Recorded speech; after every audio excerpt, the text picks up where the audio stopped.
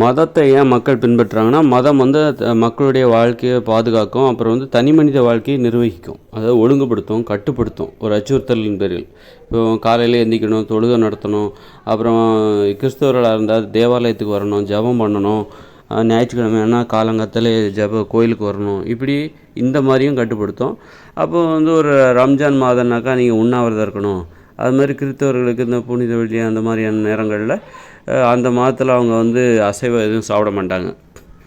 அப்புறம் வந்து நோன்பு இருப்பாங்க. அதே மாதிரி இந்துக்களுக்கும் அதே மாதிரி நோன்பு. எப்படி எல்லா மதத்துலேயும் இந்த மாதிரி நோன்பு ஏதோ ஒரு கட்டுப்பாடு அந்த மதத்தை நம்புகிறவர்களை வந்து அவங்க ஏதோ ஒரு வகையில் வந்து கட்டுப்படுத்துவாங்க. சில தேர்வுகளை வச்சுக்கிட்டு இருப்பாங்க, பரீட்சை வைப்பாங்க. நீ இந்த மாதம் நீ நோன்பு இருக்கணும், அது மாதிரி ஏதாவது ஒரு பரீட்சை வச்சு அவங்களுடைய மன உறுதியை அதிகப்படுத்திக்கிட்டே இருப்பாங்க. அப்புறம் எங்கேயாவது நீங்கள் நடைப்பயணம் போகணும், ஒரு கோயிலுக்கு நேர்ந்துருப்பீங்க. இப்போ ஐயப்பன் கோயிலுக்கு நேர்ந்துட்டு என்ன பண்ணுவாங்க, அந்த மாதத்தில் செருப்பே போட மாட்டாங்க, மது அருந்த மாட்டாங்க, புகைப்பிடிக்க மாட்டாங்க. இந்த மாதிரி காலங்காலத்தில் எழுந்திருப்பாங்க. அதுவும் அது ரொம்ப குளிரான நாட்கள் அந்த நாட்கள். இப்படி மதம் வந்து அந்த மதத்தை நம்புகிறவர்களுடைய மன உறுதியை வந்து அதிகப்படுத்துகிற வேலையும் செய்யும். அதே நேரத்தில் வந்து அந்த மதத்தை பின்பற்றுகிறவர்களுக்கு இந்த மதம் வந்து நம்மளை ஏதாவது பிரச்சனை வந்துன்னா காப்பாற்றும், இந்த கடவுள் வந்து நம்மளை காப்பாற்றுவார் அப்படிங்கிற நம்பிக்கையும் அவங்களுக்கு இருக்குது.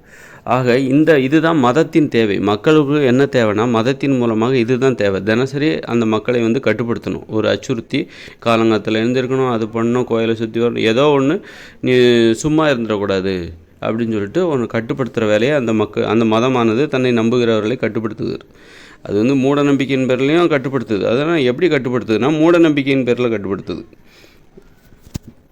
இப்போ நம்ம காலையில் எந்திக்கணும் அப்படின்னா நம்ம மதத்தை பின்பற்றி தான் நம்ம வந்து எந்திக்கணுங்கிற. இப்போ மதத்தில் உள்ள நம்பிக்கை இருந்தால் தான் மட்டும்தான் நம்ம காலையில் எந்திக்கணும், எழுந்திருக்கணும் அப்படின்ட்டு காலையிலே வந்து அதிகாலையிலே எழுந்திருப்பதற்கு நம்ம மத நம்பிக்கை உள்ளவர்களாக இருக்க வேண்டிய அவசியம் இல்லை.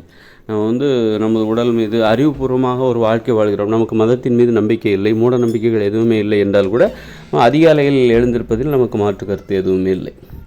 அப்படி இருக்கும்போது அப்போது இந்த மதத்தின் தேவை வந்து மக்களுக்கு என்னென்னா, தினசரி வாழ்க்கையை கட்டுப்படுத்தணும். அப்போ ஏதாவது கஷ்டம் வந்தால் அந்த கடவுள் காப்பாற்றுவார். இதுதான் வந்து மதத்தின் தேவை.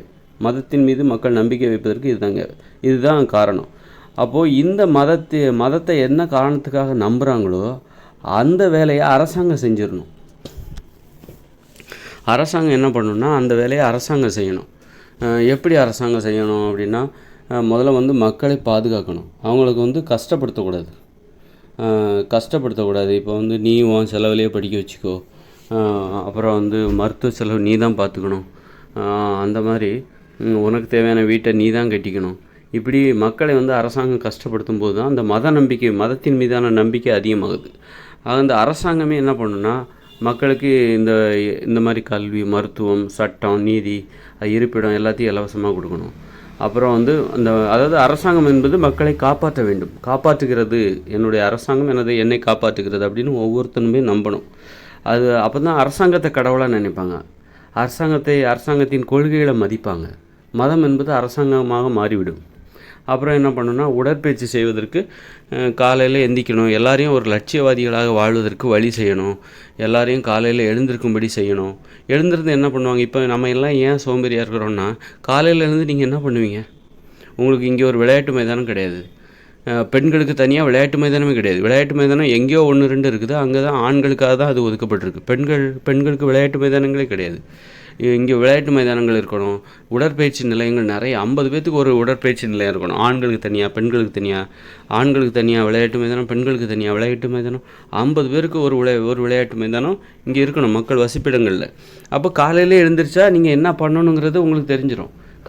ஏன்னா விளையாடலாம், உடற்பயிற்சி செய்யலாம், நடைப்பயிற்சி செய்யலாம். இங்கே இருக்கிற ஏரி குளங்களை சுற்றி நீங்கள் வந்து நடைபாதைகளை உருவாக்கலாம். அதை ஏரி குளங்களை வந்து ஒரு தடுப்பு சுவர் மாதிரி ஏரி குளங்களை ஆழப்படுத்தி அதை சுற்றி நடைபாதை, இருவழிப்பாதை. அப்போ வாக்கிங் நடைபயிற்சி செய்வாங்க. காலையில் எழுந்துச்சுன்னா என்ன பண்ணுறது அப்படின்னு சொல்லிட்டு இங்கே உள்ளவங்களுக்கு கேள்விக்குறியாக இருக்குது. ஏன்னா சுற்றி எங்கேயுமே பாதுகாப்பாக நடக்கிறதுக்கு எங்கேயுமே வாய்ப்பு இல்லை. பெண்களுக்குன்னு தனியாக விளையாட்டு மைதானம் இல்லை, பெண்களுக்குன்னு தனியாக உடற்பயிற்சி நிலையம் கிடையாது. அப்போ இந்த மக்கள் வந்து காலையில் எழுந்துச்சு என்ன தான் பண்ணுவாங்க, என்ன தான் பண்ணுறது, டிவி தான் பார்க்கணும். அப்போது இந்த மக்கள் சோம்பேறி ஆகிடுவாங்க. அப்போ இந்த அரசாங்கம் என்ன பண்ணணும்னா, அந்த மக்களை காலையிலேயே எழும்ப வைக்கணும்னா, உத்தரவு போடக்கூடாது. நீ 5 மணிக்கு எழுந்திருக்கணும். இப்போ ஒரு மதம் சொல்கிற மாதிரி நீ 5 மணிக்கு எழுந்துரு, தொழுகையை விட தூக்கத்தை விட தொழுகை மேலானது அப்படின்னு சொல்லி பயமுறுத்தி நீங்கள் எழுந்திருக்க வேணுங்கிற அவசியமே இல்லை. அரசாங்கம் என்ன பண்ணால் சுற்றி விளையாட்டு மைதானம், நடைப்பயிற்சி செய்வதற்கான வாய்ப்புகள், உடற்பயிற்சி நிலையங்கள், நீச்சல் குளங்கள் இப்படி எல்லாத்தையும் ஏற்படுத்திட்டா, நீங்கள் காலையில் 5 மணிக்கு எழுந்த உடனே நீங்கள் செய்ய வேண்டிய வேலைகள் உங்களுக்கு என்ன பண்ணலாம், உடற்பயிற்சி செய்யலாம், விளையாட போகலாம். காலங்காத்தால் வந்துடுங்க, உங்கள் நண்பர்கள்லாம் வர வச்சு 5 மணிக்கு இல்லை, ஒரு 6-7 மணிக்கு கூட வந்துடுங்க. நம்ம எல்லாம் ஒரு 2 மணி நேரம் விளையாடலாம், 1 மணி நேரம் விளையாடலாம். காலங்காத்தால் விளையாடிட்டு போனால் நல்லாயிருக்கும். உடற்பயிற்சி செய்யலாம், நம்மெல்லாம் சேர்ந்து ஒன்றா உடற்பயிற்சி செய்யலாம் அப்படின்னு சொல்லிட்டு ஏதாவது திட்டமிடுவாங்க. அந்த மாதிரி திட்டமிடுறதுக்கு உங்களுக்கு இங்கே வாய்ப்பே இல்லை. பெண்களுக்கு கொஞ்சம் கூட வாய்ப்பே இல்லை. அவங்களுக்கெல்லாம் விளையாட்டு மைதானமே இல்லை. ரொம்பவும் பாவப்பட்டவங்க அவங்க. அந்த மாதிரி அரசாங்கம் என்பது மக்களுக்கு எந்த வசதியுமே செய்து கொடுக்கல. என்ன செய்யணும்னு அரசாங்கத்துக்கே தெரில, அந்த ஆட்சியாளர்களுக்கே தெரில. அப்புறம் வந்து கல்வி, வேலைவாய்ப்பு. நீ கல்விக்காக எதையுமே செலவு பண்ணாத, அது அரசாங்கம் பார்த்துக்கும். இங்கே எல்லாமே கல்வி என்பது அரசு கொடுக்கும். மருத்துவம் என்பது அரசாங்கம். தனியார் மருத்துவமனை இங்கே ஒன்றும் கிடையாது. அது மாதிரி நீதிமன்றம், பிரச்சனைக்காக நீதிமன்றம் புரிய அங்கே எல்லாம் அரசு வழக்கறிஞர்கள் தான். நீ கட்டணம் செலுத்த வேண்டிய அவசியமே இல்லை அப்படிங்கிற ஒரு நிலை இங்கே இருக்கணும். அப்புறம் இருப்பிடம், வீடு, 8 வயசுக்கு மேலே ஆச்சுன்னா அவனுக்கு வீடு கொடுத்துடணும். இப்படி மக்களுக்கு அவ்வளோ அப்போ மக்களுக்கு வாழ்க்கை சுமை என்பதே இருக்காது. நீ கல்யாணத்தெல்லாம் ஆடம்பரமாக நடத்தக்கூடாது. கல்யாண மண்டபம்லாம் இழுத்து மூடணும். எந்த ஒரு நிகழ்ச்சியும் ஒரு 50 பேர்த்துக்கு மேலே யாரையும் கூப்பிடக்கூடாது. 50 பேரே அதிகம். அந்த மாதிரி ஒரு 20 பேர் 30 பேரை விட அந்த நிகழ்ச்சியை முடிச்சுக்கணும், திருமணமாக இருந்தால் கூட. அந்த மாதிரி கட்டுப்படுத்தி மக்களை எளிதாக வாழ வைக்கிறதுக்கு தான் அந்த கட்டுப்பாடு. அப்போ மக்களை அந்த அரசாங்கம் பாதுகாக்குது. மக்கள் ஏன் அந்த மதத்தை நம்புகிறாங்க, ஏன் கடவுளை நம்புகிறாங்க? அந்த மதமும் கடவுளும் நம்மளை காப்பாற்றுவோம், பிரச்சனைகள் வராமல் பார்த்துக்குவோம் அப்படின்னு சொல்லிட்டு தான் நம்புகிறாங்க. அப்போ அந்த வேலையை அரசாங்கம் செஞ்சுட்டா அவங்களுக்கு மதமும் கடவுளும் தேவையில்லை. மதமும் கடவுளையும் நம்பி ஏன் போகிறாங்கன்னா, அந்த அரசாங்கம் மக்களுக்கு எதிராக இருக்கிறது, மக்களை வந்து கஷ்டப்படுத்துது. மதுபான ஆலைகளை திறந்து, டாஸ்மாக் கடைகளை திறந்து, சிகரெட் பீடிகளை விற்பனை செய்து, போதை பாக்குகளை விற்பனை செய்து கஷ்டப்படுத்துது. அப்புறம் 8 மணி நேரத்துக்கு மேலே வேலை நேரம், 6 மணிக்கு மேலே யாரும் வேலை செய்யக்கூடாதுன்னு அரசாங்கமே உத்தரவு போட்டுருணும். காலையில் 7 மணிக்கு வேலைக்கு போகிறீங்க, வேலை செய்கிற இடத்துல உங்களுக்கு சாப்பாடு, உங்களுக்கு விரும்பிய சாப்பாடு, அது வந்து சும்மா உயர்தரமான சாப்பாடு அங்கே வழங்கப்படும். அதற்காக நிறைய வேலையாட்கள் இருப்பாங்க. ஒரு பையன் வந்து காலைல புறப்பட்டா ஸ்கூலுக்கு போனான்னா அங்கே ஒரு 20-30-500 பேர் கொண்ட ஒரு பள்ளியில் அவங்களுக்கு அந்த 500 மாணவர்களுக்கும் உணவு சமைப்பதற்காக ஒரு 20 பேர்த்தையே நியமிக்கணும். வேலைவாய்ப்பு அதன் மூலம் கிடைக்குது. அப்போ பெற்றோர்களுக்கு சுமையே இல்லை, வாழ்க்கைங்கிறது ஈஸியாக இருக்கும். இந்த அரசாங்கம் அவர்கள் வாழ்க்கையை எளிமைப்படுத்துது. ஆனால் இன்றைக்கி பாருங்கள், பெற்றோர்கள் வேலைக்கு போகிறாங்க, பிள்ளைகள் படிக்க போகிறாங்க, அவங்களுக்கு தேவையான காலை உணவு, மதிய உணவு இது எல்லாம் சமைக்கிறக்க அவங்க காலங்காலத்தில் 4 மணிக்கு எந்திக்கிறாங்க. அப்போ அப்படி எந்திக்கிற பெண்கள், அவங்கெல்லாம் பெண்களோ ஆண்கள், அப்போ அவங்க எப்படி உடற்பயிற்சி செய்வாங்க, எப்படி நடைப்பயிற்சி செய்வாங்க? அப்போ இப்படி இந்த மனித வாழ்க்கையை கஷ்டப்படுத்தும் போது தான், வாழ்க்கை நரகமாக தெரியும் போது தான் மக்களுக்கு வந்து இதுலேருந்து விடுபட மாட்டோமா? அப்போ தான் மதத்தின் பின்னால் வந்து கடவுளின் பின்னால் ஓடுறாங்க. மூட நம்பிக்கைகள் அதனால தான் அதிகரிக்குது. இந்த அரசாங்கம் என்பது வந்து சுயநலமாக இருந்து வேடிக்கை பார்க்குது. அரசாங்கத்தை ஆட்சி செய்கிற ஆட்சியாளர்களுக்கு ஒன்றுமே தெரில. அவங்க ஒரு ஆடம்பர வாழ்க்கையை வாழ்ந்துட்டு வந்தவங்க, ஆடம்பர வாழ்க்கை மூலம் அந்த வாழ்க்கையில் பிறந்து வந்தவங்க. அவங்களுக்கு வந்து சாதாரண மக்களோட பிரச்சனை என்ன, அவங்களோட தேவைகள் என்ன? ஆனால் அவங்களுக்கு அவங்க தேவைகளை அவங்க காசு கொடுத்து பெற்றுக்கிறாங்க, அல்லது அரசாங்கத்தில் ஆட்சியாளர்களாக இருக்கிறனால அவங்களுக்கு சலுகைகள் கிடைக்குது. மற்றபடி அரசாங்கத்துக்கு என்ன தேவை, மக்களுக்கு என்ன தேவை? மக்களுக்கு இலவசம் தான் தேவை அப்படின்னு நினச்சிக்கிறாங்க. அது மாதிரி 6 மணி நேரத்துக்கு மேலே வேலை செய்யக்கூடாது. இங்கே பாருங்கள், 8 மணி நேரம் 10 மணி நேரம் வேலை வாங்குறாங்க. நேர்ந்து விட்ட மாதிரி வேலை செய்கிறதுனா, ஒரு நிறுவனத்தில் வேலை செய்கிறாங்க அப்படின்னா அவங்கள நேர்ந்து விட்டுறாங்க மக்களை. அவங்க நீ காலையில் போனீங்கன்னா சாயந்தரம் 8 மணிக்கு தான் வரணும். காலையில் 8 மணிக்கு போகிறீங்க, சாயந்தரம் இரவு 8 மணிக்கு வரணும். அதோட படுத்து தூங்குறீங்க, மறுநாள் போகிறீங்க. இப்படி இந்த தனியார் நிறுவனங்கள் எல்லாமே என்ன பண்ணுதுன்னா, ஒரு வியாபார கடையாக இருக்கட்டும், கடையில் வியாபாரமாக இருக்கட்டும், பெரிய பெரிய கடைகள், ஷோரூம் அதெல்லாம் பார்த்திங்கன்னா அங்கே வேலை செய்கிறவங்கெல்லாம் அப்படி தான். அவங்களுக்குன்னு ஒரு சொந்தமாக அவங்களுக்கு ஒரு மகிழ்ச்சியாக இருப்பதற்கு, சுதந்திரமாக ஓய்வாக இருப்பதற்கு எந்த வாய்ப்புமே கிடையாது அந்த அளவுக்கு. அப்போ அதுக்கு காரணம் என்ன? அரசாங்கம் தான். அரசாங்கத்துக்கு அக்கறை இல்லை. அதனால தான் என்ன பண்ணுது, இந்த அரசாங்கம் மக்களை கஷ்டப்படுத்துது. அதனால தான் நம்ம இந்த கஷ்டத்துலேருந்துலாம் பாதுகாக்கிறதுக்கு அவங்க மதத்தையும் கடவுள் நம்மளை காப்பாற்ற மாட்டாரா? அரசாங்கம் கைவிட்டு அரசாங்கம் தான் மக்களை காக்க வேண்டும். அப்போ மக்களால் ஏற்படுத்தப்பட்டது தான் அந்த அரசாங்கம். அப்போ மனித உயிர்களுக்காகவே ஏற்படுத்தப்பட்டது தான் அரசாங்கம். மனித உயிர்கள் கைவழிக்கும் போது, மனித உயிர்கள் மீது மக்களுக்கு நம்பிக்கை போகும்போது, மக்கள் மீது நம்பிக்கை போகும்போது, அப்போ அதை தாண்டி வேறு யாராவது நம்மளை காப்பாற்ற மாட்டாங்களா அப்படின்னு சொல்லிட்டு தான் கடவுளையும் மதத்தையும் தேடி ஓடுறாங்க. ஆக இங்கே வந்து மக்கள் கஷ்டப்பட்டுட்டு இருக்காங்க. கல்வி, வேலைவாய்ப்பு, மருத்துவம் எல்லாமே கட்டணம் செலுத்தி பெற வேண்டியதாக இருக்குது. வேலைவாய்ப்புக்காக அலைய வேண்டியிருக்கு. படித்தவங்க பட்டப்படிப்பு முடித்த பெண்கள் படிக்கிறதே பெரிய கஷ்டம். அப்படி கஷ்டப்பட்டு படித்து பட்டப்படிப்பு முடிக்கிறாங்க. அவங்களுக்கு வேலை கிடைக்க மாட்டேங்குது. வேலை தேடி வரணும், வேலைவாய்ப்பை உருவாக்கணும். ஆக இப்படி வந்து மக்கள் கஷ்டப்படுத்துறதுனால தான் அந்த அரசாங்கம் தான் மூட நம்பிக்கைகள் காரணம், மத மூட நம்பிக்கைகள் காரணம். நிறைய சில நாடுகளில் பின்லாந்துலலாம் வந்து அங்கே வந்து 95% மக்களுக்கு வந்து கடவுள் நம்பிக்கை கிடையாது, நாத்திகர்கள் அப்படிங்க. அங்கே மகிழ்ச்சியாக வாழ்கிற நாடுகளின் முதல் 4 நாடுகளில் அது முதலிடத்தில் இருக்கிறதா சொல்கிறாங்க. அப்போ அங்கே வந்து அவர்களுடைய அடிப்படை உரிமைகள் எல்லாமே வந்து அந்த மாதிரி தான் கட்டணம் இல்லாமலே அவங்களுக்கு கொடுக்கப்படுகிறது. அதனால தான் அவங்க வந்து வாழ்க்கை எளிதாக இருக்கிறது. எளிதாக இருப்பதால் அவர்களுக்கு கடவுளும் மதமும் தேவையில்லை. அவர்களே அந்த அரசாங்கம் பாதுகாக்குது. அந்த அரசாங்கம் என்பது அந்த மக்களை பாதுகாக்கிறது. இப்போ பாலைவனத்தில் சவுதி அரேபியா அங்கெல்லாம் போனீங்கன்னா அங்குள்ள மக்களுக்கு அரசாங்கம் வீடெல்லாம் கட்டி கொடுக்குது. அப்படி இருந்தால் அப்போ எல்லா சலுகைகளும் அந்த நாட்டு மக்களுக்கு அந்த அரசாங்கம் கொடுக்குது. ஏன்னா பெட்ரோல்லேருந்து அவங்க நிறைய பணம் வருது, அதனால் எல்லாத்தையும் கொடுக்குது. சரி, அப்படி இருந்தால் அவங்களுக்கு ஏன் வந்து அந்த மத நம்பிக்கை வருது அப்படின்னா, அவங்க வாழ்கிற பூமி வந்து பாலைவனம். இயற்கை சூழ்நிலை, மனிதவர்கள் வாழக்கூட தகுதி இல்லாத ஒரு இடம் தான் அந்த பாலைவனம். அவ்வளோ வெயில் அடிக்கும், நீங்கள் வெளியே வர முடியாது, கொதிக்கும். நைட்டு பார்த்தா அவ்வளோ குளிரும், ரொம்ப பயங்கரமாக குளிரும், பல மடங்கு குளிரும். பகலில் பார்த்தா வெயில், கொடுமையாக வெயில் அடிக்கும். அவ்வளோதான், தண்ணி கிடைக்காது, குடிக்க தண்ணி கிடைக்காது. இன்றைக்கி வந்து அங்கே வந்து எல்லாம் கடல் நீரை சுத்திகரித்து அவங்க தண்ணி குடிச்சிட்ருக்காங்க. கடல் நீர் இப்போ வந்து அது தொழில்நுட்பம் இருக்கிறதுனால, மின்சாரம், அந்த தொழிற்சாலை, இந்த தொழில்நுட்பம் இருக்கிறதுனால அவங்க வந்து அதை அந்த கடல் நீரை சுத்திகரித்து அவங்க நீர் தேவையை பூர்த்தி செய்துக்கிறாங்க. குடிநீர் எல்லாத்தையும். இப்போ இந்த இயந்திர அறிவியல் உலகம் 2040 செயலிழந்து போகுது அப்படின்னா 2040க்கு அப்புறம் அதுக்கப்புறம் அவங்க என்ன பண்ணுவாங்க? குடிக்கிறதுக்கு என்ன பண்ணுவாங்க? குளிக்கிறதுக்கு என்ன பண்ணுவாங்க? குளிக்க மாட்டாங்க. அப்புறம் 10 நாளைக்கு ஒரு வாட்டி குளிப்பா அப்படின்ற மாதிரி தான் இருக்கும் அவங்களுக்கு. ஆடைகளுக்கு என்ன பண்ணுவாங்க? இப்போ வந்து தொழிற்சாலை இருக்குது, எல்லா ஆடைகளும் இருக்குது. அதுலேருந்து ஆடைகள் இப்போ ஏற்றுமதி ஆகுது. இப்போ நம்ம வெளிநாடுகள்லேருந்து உணவு ஏற்றுமதி ஆகுது, உடைகள் ஏற்றுமதி ஆகுது. ஏமா ஆடைகள் வேணும்னா அதற்கு பருத்தி, அந்த மாதிரி பருத்தியின் மூலமான நூல் இழைகளை வந்து உற்பத்தி செய்வதற்காக பருத்தி உற்பத்தி செய்யப்பட வேண்டும் விவசாயத்தின் மூலமாக.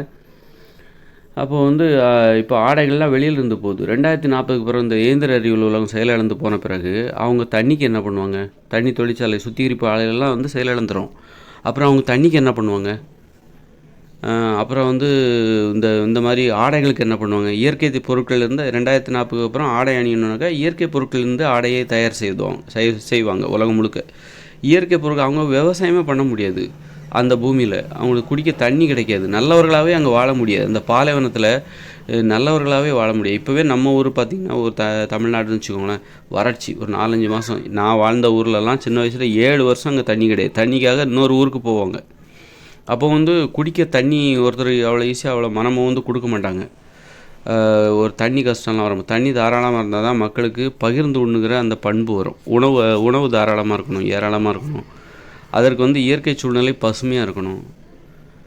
அப்போது பாலைவனத்தில் அங்குள்ள அரசாங்கம் அங்குள்ள மக்களுக்கு எல்லாத்தையுமே கொடுக்குது.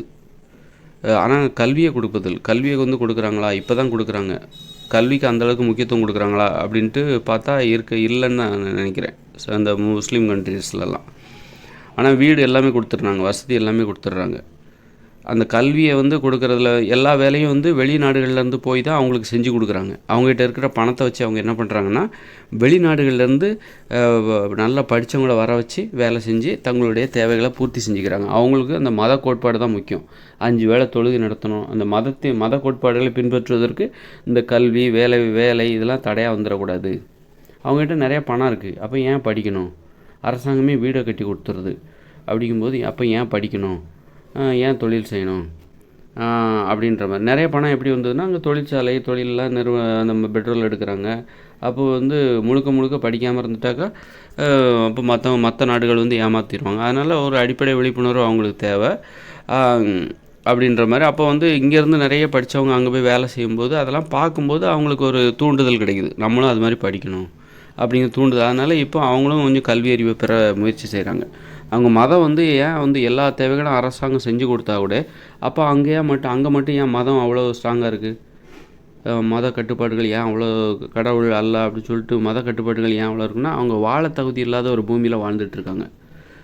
இன்றைக்கி அவங்களுக்கு ஏசி இருக்குது, அதனால் பகலில் ஏசி ரூமில் இருந்துக்கிறாங்க. நைட்டு பார்த்தா ஹீட்டர், அறையை வந்து சூடுபடுத்துகிற ஒரு அறை.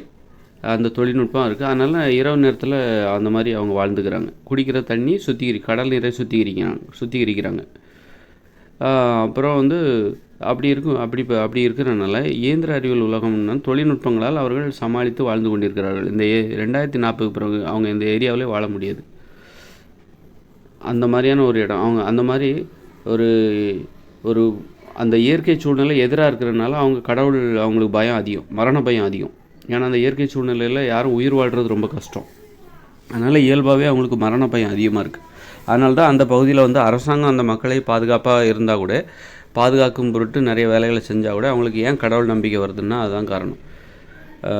இப்போ வந்து ஒரு நாடு வந்து சில நாடுகளில் வந்து ரொம்ப போர் அபாயம், இப்போ வடகொரியெல்லாம் எடுத்துக்கிட்டால் போர் அபாயம் அதெல்லாம் அதிகமாக இருக்குன்னா அங்கே உள்ள மக்களுக்கு கடவுள் நம்பிக்கை அதிகமாக இருக்கும், மத நம்பிக்கை அதிகமாக இருக்கும். ஏன்னா எப்போ பார்த்தாலும் மரணம் ஏற்படுவதற்கு வாய்ப்பு இருக்குது.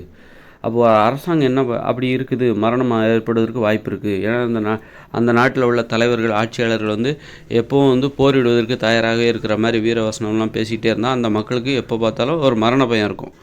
அப்படி இருக்கும்போது நம்மளை வந்து இந்த மக்கள் காப்பாற்ற மாட்டாங்க, இந்த ஆட்சியாளர்கள் காப்பாற்ற மாட்டாங்க. நம்மளை வந்து இந்த ஆட்சியாளர்கள் வந்து சாவை நோக்கி தான் அழைச்சிட்டு போவாங்க, யுத்தத்தை நோக்கி தான் அழைச்சிட்டு போவாங்க, போர்க்களத்தை நோக்கி தான் நம்மளை அழைத்து கொண்டு செல்வார்கள். அதனால் இந்த அரசாங்கத்தை நம்பக்கூடாது. அதற்கு மேலே வேறு ஏதாவது ஒரு சக்தி இருக்கா, அதுதான் அவங்களுக்கு மதமும் கடவுளும். அப்போ அவங்களுக்கு அதன் மேலே நம்பிக்கை வரும். அப்போது மதத்தின் மீதும் கடவுள் மீதும் நம்பிக்கை ஏற்படக்கூடாது என்றால் அரசாங்கத்தை மக்கள் நம்ப வேண்டும் என்றால் அந்த அரசாங்கம் என்பது இந்த போர் புரிய வேண்டும் என்ற நோக்கமே அவங்களுக்கு இருக்கக்கூடாது. போர் புரிய வேண்டும் அப்படிங்கிற நோக்கம் இருக்கக்கூடாது. அது நம்ம நாடு ரொம்ப பாதுகாப்பானது, அன்பை வலியுறுத்துகிற நாடு, போருக்கு போகாது. அண்டை நாடுகளோடு ஒரு அன்பை வந்து பராமரிக்கணும், ஒரு நட்பை பராமரிக்கணும். இப்போ உக்ரைன் பார்த்துக்கிட்டிங்கன்னா ரொம்ப வலிமையான நாடான ரஷ்யாவை பகைச்சிக்கிட்டு பக்கத்தில் இருக்கிற ரஷ்யாவை பகைச்சிக்கிட்டு எங்கேயோ இருக்கிற ஐரோப்பிய நாடுகளோட கூட்டு சேர்ந்து சில வேலைகளை செய்யும்போது அது ரஷ்யாவுக்கு கோபம் வருது. அதனால் அந்த ரஷ்யா வந்து ஒரு உக்ரைன் மீது படையெடுக்குது. அப்போவாது அந்த உக்ரைன் அதிபர் வந்து அப்போவும் வந்து ஒரு வரட்டு கௌரவம், மக்களை பாதுகாப்பதற்காக, மக்களுடைய உயிர் பலியை தவிர்ப்பதற்காக நீ வந்து மக்களை காப்பதற்காக நீ ரஷ்ய அதிபரிடம் பணிஞ்சு போகிறது தான் ரொம்ப நல்லது. இப்போ வந்து நீ விரைச்சிக்கிட்டு நின்று போய் ரஷ்ய அதிபரை எதிர்த்து இப்போ என்ன ஆகிப்போச்சு, லட்சக்கணக்கான மக்கள், அப்பாவி குழந்தைகள் எல்லாம் செத்து போயிட்டாங்க. அந்த நாடே சின்ன பண்ணமாக ஆகிப்போச்சு. ஒரு நாட்டை பாதுகாப்பதற்காக, நாட்டு மக்களை பாதுகாப்பதற்காக நீ வந்து ஒரு வலிமையான நாட்டுடன் ஒரு நட்பை வளர்த்துருக்கணும். அல்லது ஒரு நட்பை வளர்க்காத சமயத்தில் அந்த மாதிரி போர் அபாயம் ஏற்படுகிற சூழ்நிலையிலையாவது நீ பணிஞ்சு போயிருக்கணும். இப்படி அந்த மாதிரி இந்த மாதிரியான நாடுகளில் வாழ்கிற மக்களுக்கு கடவுள் நம்பிக்கை அதிகமாக இருக்கும். ஏன்னா அரசாங்கத்தின் மீது அவங்களுக்கு நம்பிக்கை இல்லை. ஏன்னா அந்த அரசாங்கம் வந்து மக்களை அழிவு நோக்கி அழைத்து செல்கிறார்கள், போர்க்களத்தை நோக்கி, யுத்தத்தை நோக்கி அழைத்து செல்கிறார்கள். அதனால் அந்த மக்களுக்கு வந்து கடவுள் மீது நம்பிக்கை வரும், மதத்தின் மீது நம்பிக்கை வரும். இப்போ ஒரு நாடு வந்து அந்த மக்களுக்கு எல்லாத்தையும் இலவசமாக கட்டணம் இல்லாமல் கொடுக்குது, மருத்துவம் வந்து இருப்பிடம், அப்புறம் வந்து வேலைவாய்ப்பு எல்லாத்தையும் கட்டணம் இல்லாமல் கொடுக்குதுன்னு வச்சுக்கோங்க. ஆனால் அந்த நாடு வந்து எப்போவும் வந்து தான் வல்லரசாகணும், போர் புரியணும் அப்படிங்கிற நோக்கத்தோடே இருக்குதுன்னா அந்த நாட்டு மக்களுக்கு அண்டை நாட்டோட வந்து ஒரு பகைமையை வளர்த்துக்கிட்டே இருக்குதுன்னா அந்த நாட்டு மக்களுக்கு ஒரு மரண பயம் ஏற்படும். அந்த மரண பயம் வந்து அவங்களுக்கு வந்து அந்த அரசாங்கத்தின் மீது நம்பிக்கை ஏற்படாது. இந்த அரசாங்கம் நம்மளை பாதுகாக்காது. அப்படின்னா நம்மளை பாதுகாக்கணும்னா இந்த அரசாங்கத்தை விட மேலான வேறு ஏதாவது ஒன்று இருக்கா, மதம், கடவுள் அப்படிங்கிற ஒரு பொய்யான நம்பிக்கை ஏற்படுத்தி சரி அவங்க தான் நம்மளை காப்பாற்றணும் அப்படின்னு ஒன்று இருந்தால் அதுவாக நம்மளை காப்பாற்றாதா அப்படின்னு சொல்லிட்டு அவங்க நம்பிக்கை வைக்கிறாங்க. ஆக வந்து அரசாங்கம் பொறுப்பற்றதாக இருக்கும் பொழுது, அரசாங்கம் மக்களை அழிவை நோக்கி அழைத்து சொல்லும்போது அதுதான் இந்த மூட நம்பிக்கைகள், மதம், கடவுள் என்கிற நம்பிக்கை ஏற்படுது. அரசாங்கம் என்பது மக்களை அமைதியாக வாழ செய்யணும், மகிழ்ச்சியாக வாழ செய்யணும். இப்போ ஜப்பானில் பார்த்திங்கன்னா அவங்க பாதுகாப்பாக தான் இருக்காங்க, ஆனால் அவங்களுக்கு போர்க்குணம் அதிகமாக உண்டு, கடுமையாக உழைக்கிறாங்க. அதனால கூட அவங்களுக்கு வந்து கடவுள் நம்பிக்கை வரும். ஏன்னா மகிழ்ச்சியாக வாழ்கிறார்கள். அவங்க வந்து ரொம்ப 8-10 மணி நேரம் கடுமையாக உழைக்கிற குணம் உடையவர்கள் ஜப்பான் நாட்டுக்காரங்க. ரொம்ப கடுமையாக உழைக்கிறாங்க, கட்டுப்பாடானவங்க தான், ஒழுக்கமானவங்க தான், குடும்பத்தின் மீது பற்றுடையவர்கள் தான், உறவு முறைக்கு முக்கியத்துவம் கொடுக்குறவர்கள் தான். ஆனாலும் அவர்களுக்கு ஏன் வந்து கடவுள், மதம் அப்படிங்கிற நம்பிக்கை வருது? ஏன்னா அந்த அரசாங்கம் தனது வளர்ச்சிக்காக, உலக அரங்கில் தன்னை முன்னேற்றுவதற்காக, ஒரு வல்லரசாக மாறணுங்கிறதுக்காக தன்னுடைய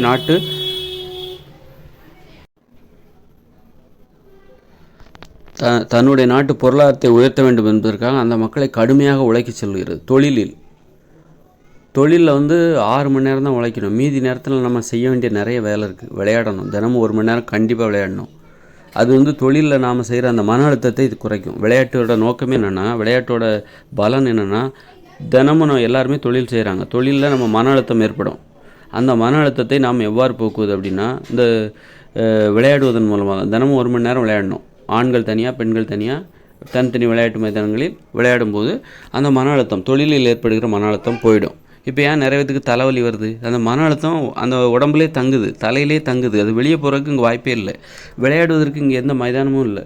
அதனால் தலையில் உள்ள அந்த மன அழுத்தம் இருக்குல்ல, தொழில் மூலமாக தினமும் தொழில் செய்கிறதுனால ஏற்படுகிற அந்த மன அழுத்தம் வெளியே போகாமல் தலைக்குள்ளே இருக்கிறதுனால தான் அடிக்கடி தலைவலி வருது. ஏன்னா என்னை பொறுத்தவரை எனக்கு 18 வயசு வரைக்கும் நான் கிராமத்தில் தான் வாழ்ந்தேன். எனக்கு தலைவலி வந்ததே கிடையாது. தலைவலின்னா என்னன்னே தெரியாது. ஆனால் வந்து டிவியில் விளம்பரம் போடுவாங்க. அப்போவே தூர்தர்ஷன்லாம் தலைவலி தைலம், தலைவலி மாத்திரை அதெல்லாம் விளம்பரம் போடுவாங்க. ஆனால் ஒரு 18 வயசுக்கு அப்புறம் இந்த சென்னைக்கு வந்த பிறகு தான், சென்னையில் வந்து 10-15 வருஷமாக நான் வாழ்ந்தேன். அப்போ தான் அந்த தலைவலிலாம் படிப்படியாக எட்டி பார்க்க ஆரம்பிச்சிது. ஆக வந்து மக்களை வந்து இப்போ வந்து ஏன் ஜப்பானியர்களுக்கு புத்த மதத்தின் மீது அவ்வளோ நம்பிக்கை? அது ஒரு மூட நம்பிக்கை தான். அங்கே நல்ல கருத்துக்கள் சொல்லியிருக்கலாம். நல்ல கருத்துக்களை புத்தர் தான் சொல்லணும், இல்லை புத்த மதம் தான் சொல்லணுங்கிற அவசியம் இல்லை. நாமளே சிந்திக்கலாம். அப்புறம் எல்லாருமே அப்படி தனித்தனியாக சிந்திக்கும்போது நமக்கு தேவையான கருத்துக்களை நமக்கு பக்கத்தில் இருக்கிறவங்ககிட்ட இருந்து நம்ம பெறலாம். நமக்கு பக்கத்தில் இருக்கிறவங்களுக்கு நாமும் கொடுக்கலாம். அதனால் சுயமாக சிந்திப்பதன் மூலமே நல்ல கருத்துக்களை நம்ம பெற முடியும். அப்படி ஒவ்வொருத்தரும் சிந்திக்க ஆரம்பிச்சிட்டாங்கன்னா நமக்கு மதம் தேவையில்லை. நமக்கு தேவையானவங்களை நம்மிடமிருந்தும் பெறலாம், பிறரிடமிருந்தும் பெறலாம், பிறருக்கும் நாம் கொடுக்கலாம்.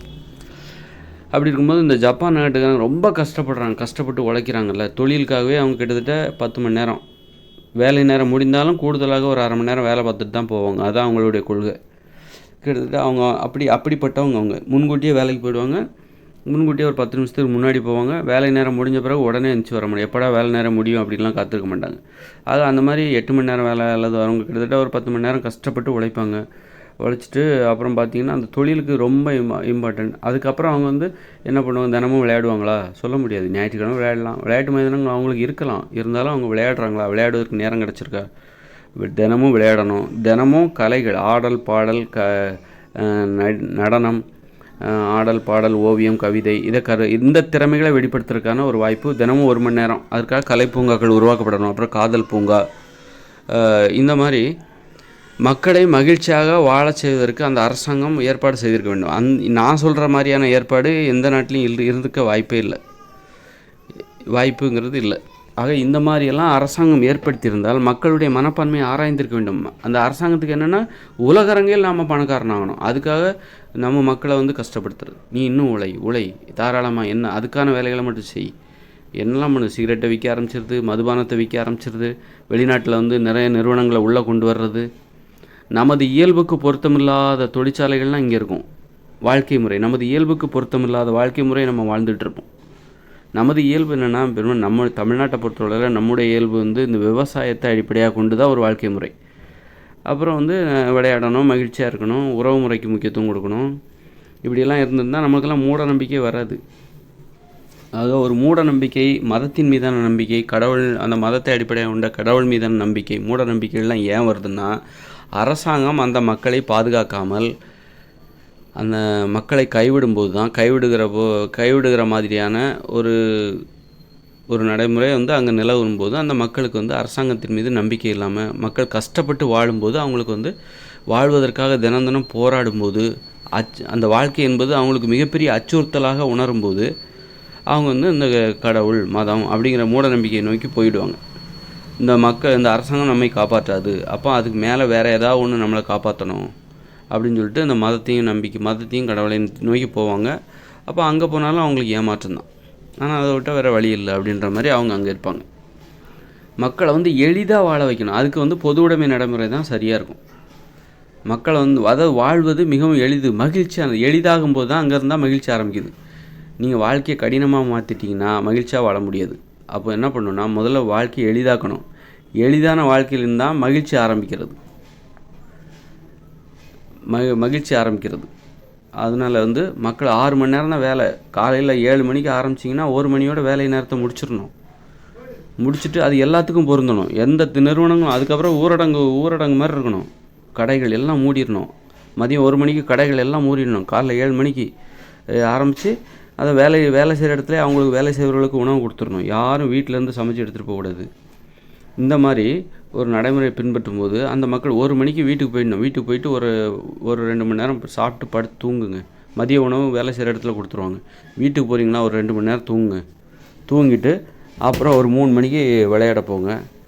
3 to 4:30, அப்புறம் 4:30 to 5:30 வந்து கலைகளை கற்றுக்கணும். 5:30 to 6:30 காதல் பூங்கா.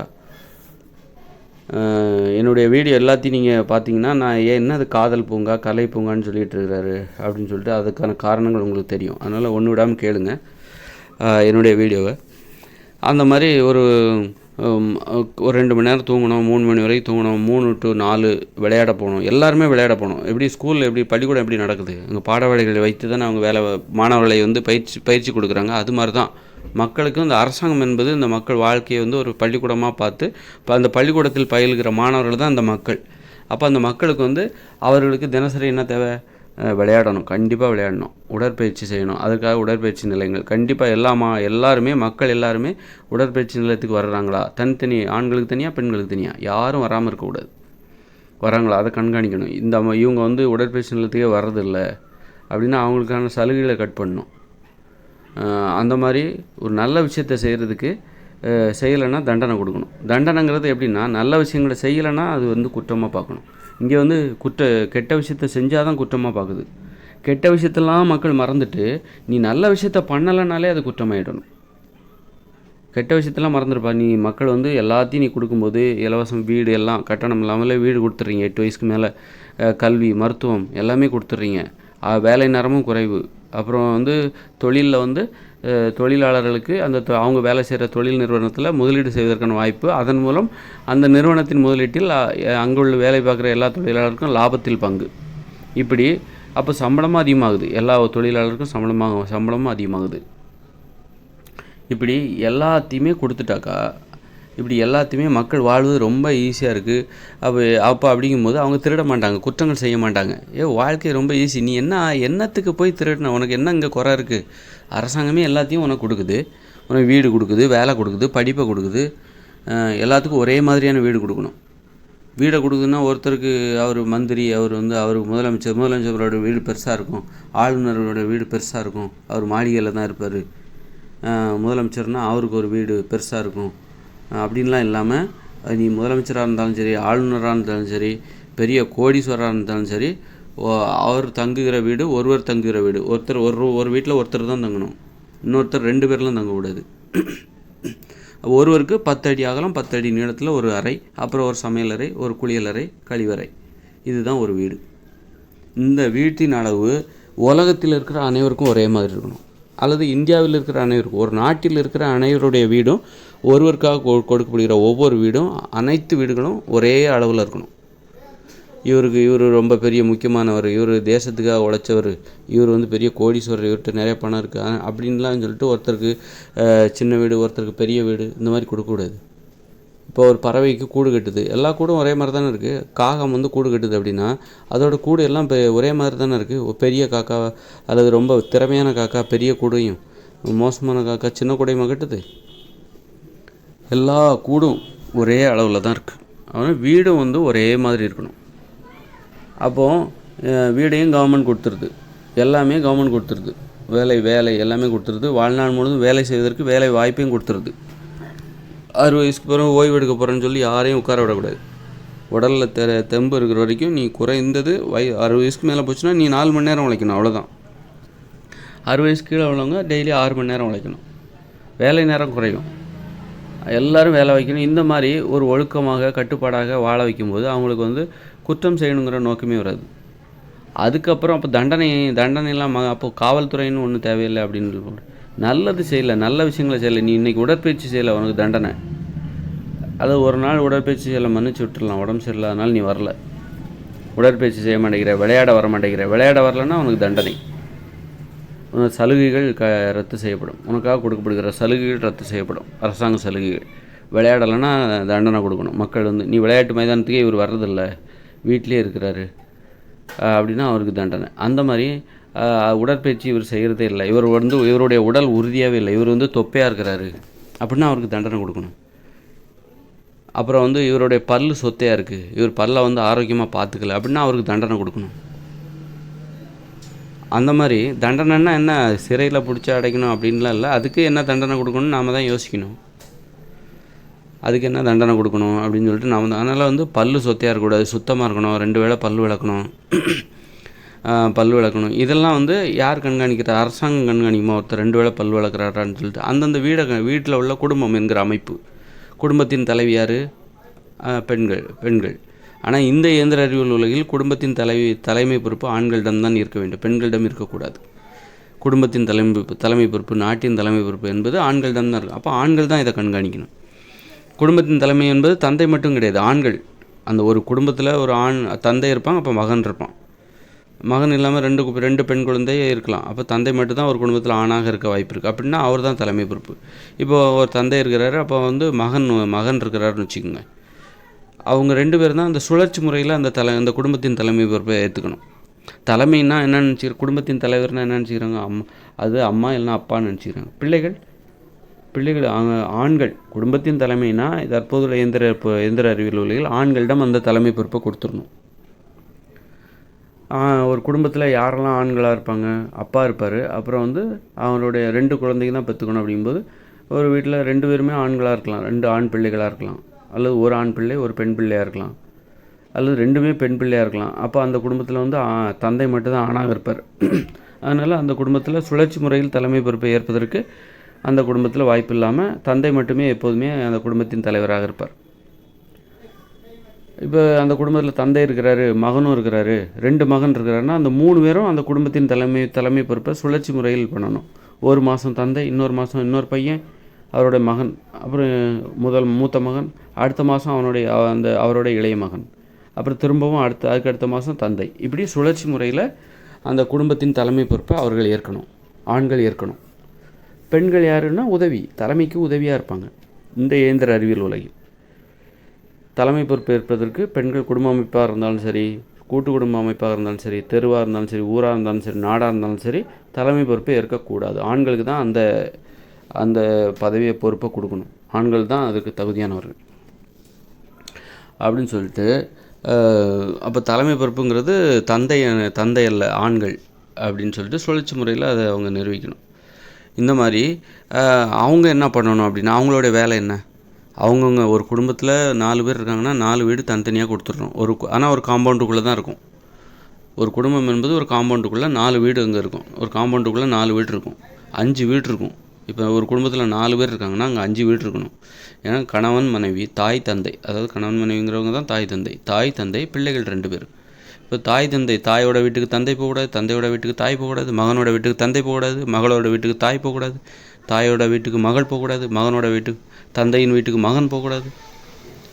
அப்போது வந்து தாய் தந்தையும் சந்திக்கணுமே, அதாவது கணவன் மனைவி, அவங்க தான் கணவன் மனைவி, அவங்க சந்திக்கணுமே. ஏன்னா அவங்க தாம்பத்திய உறவு வச்சுக்கணும்.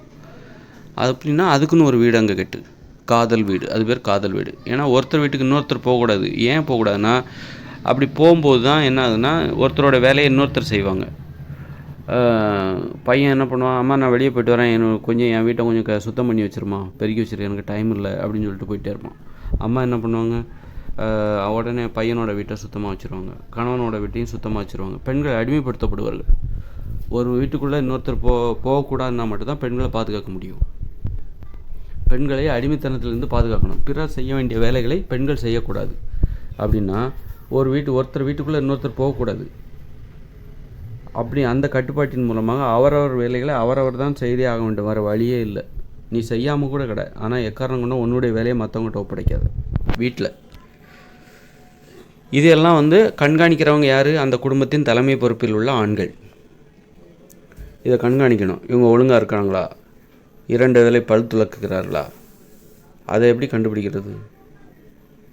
இல்லை, அது வந்து ஒரு குடும்பத்தில் இருக்கும்போது அது ஏன்னா பல் துலக்கிறது இதெல்லாம் அவங்கவுங்களுக்கு நன்மை ஏற்படுத்துகிற விதிமுறைகள். அதை அவங்களே பின்பற்றினா அவங்களுக்கு நல்லதாக போகுது. சொத்தை இருக்கக்கூடாது, சொத்தை பல் உருவாகக்கூடாது, பல் கரையாக இருக்கக்கூடாது, சொத்தை பல் இருக்கக்கூடாது. அப்படின்னா சொத்தை பல் உருவாகிறதற்கான உணவுகள் நாட்டில் விற்கக்கூடாது.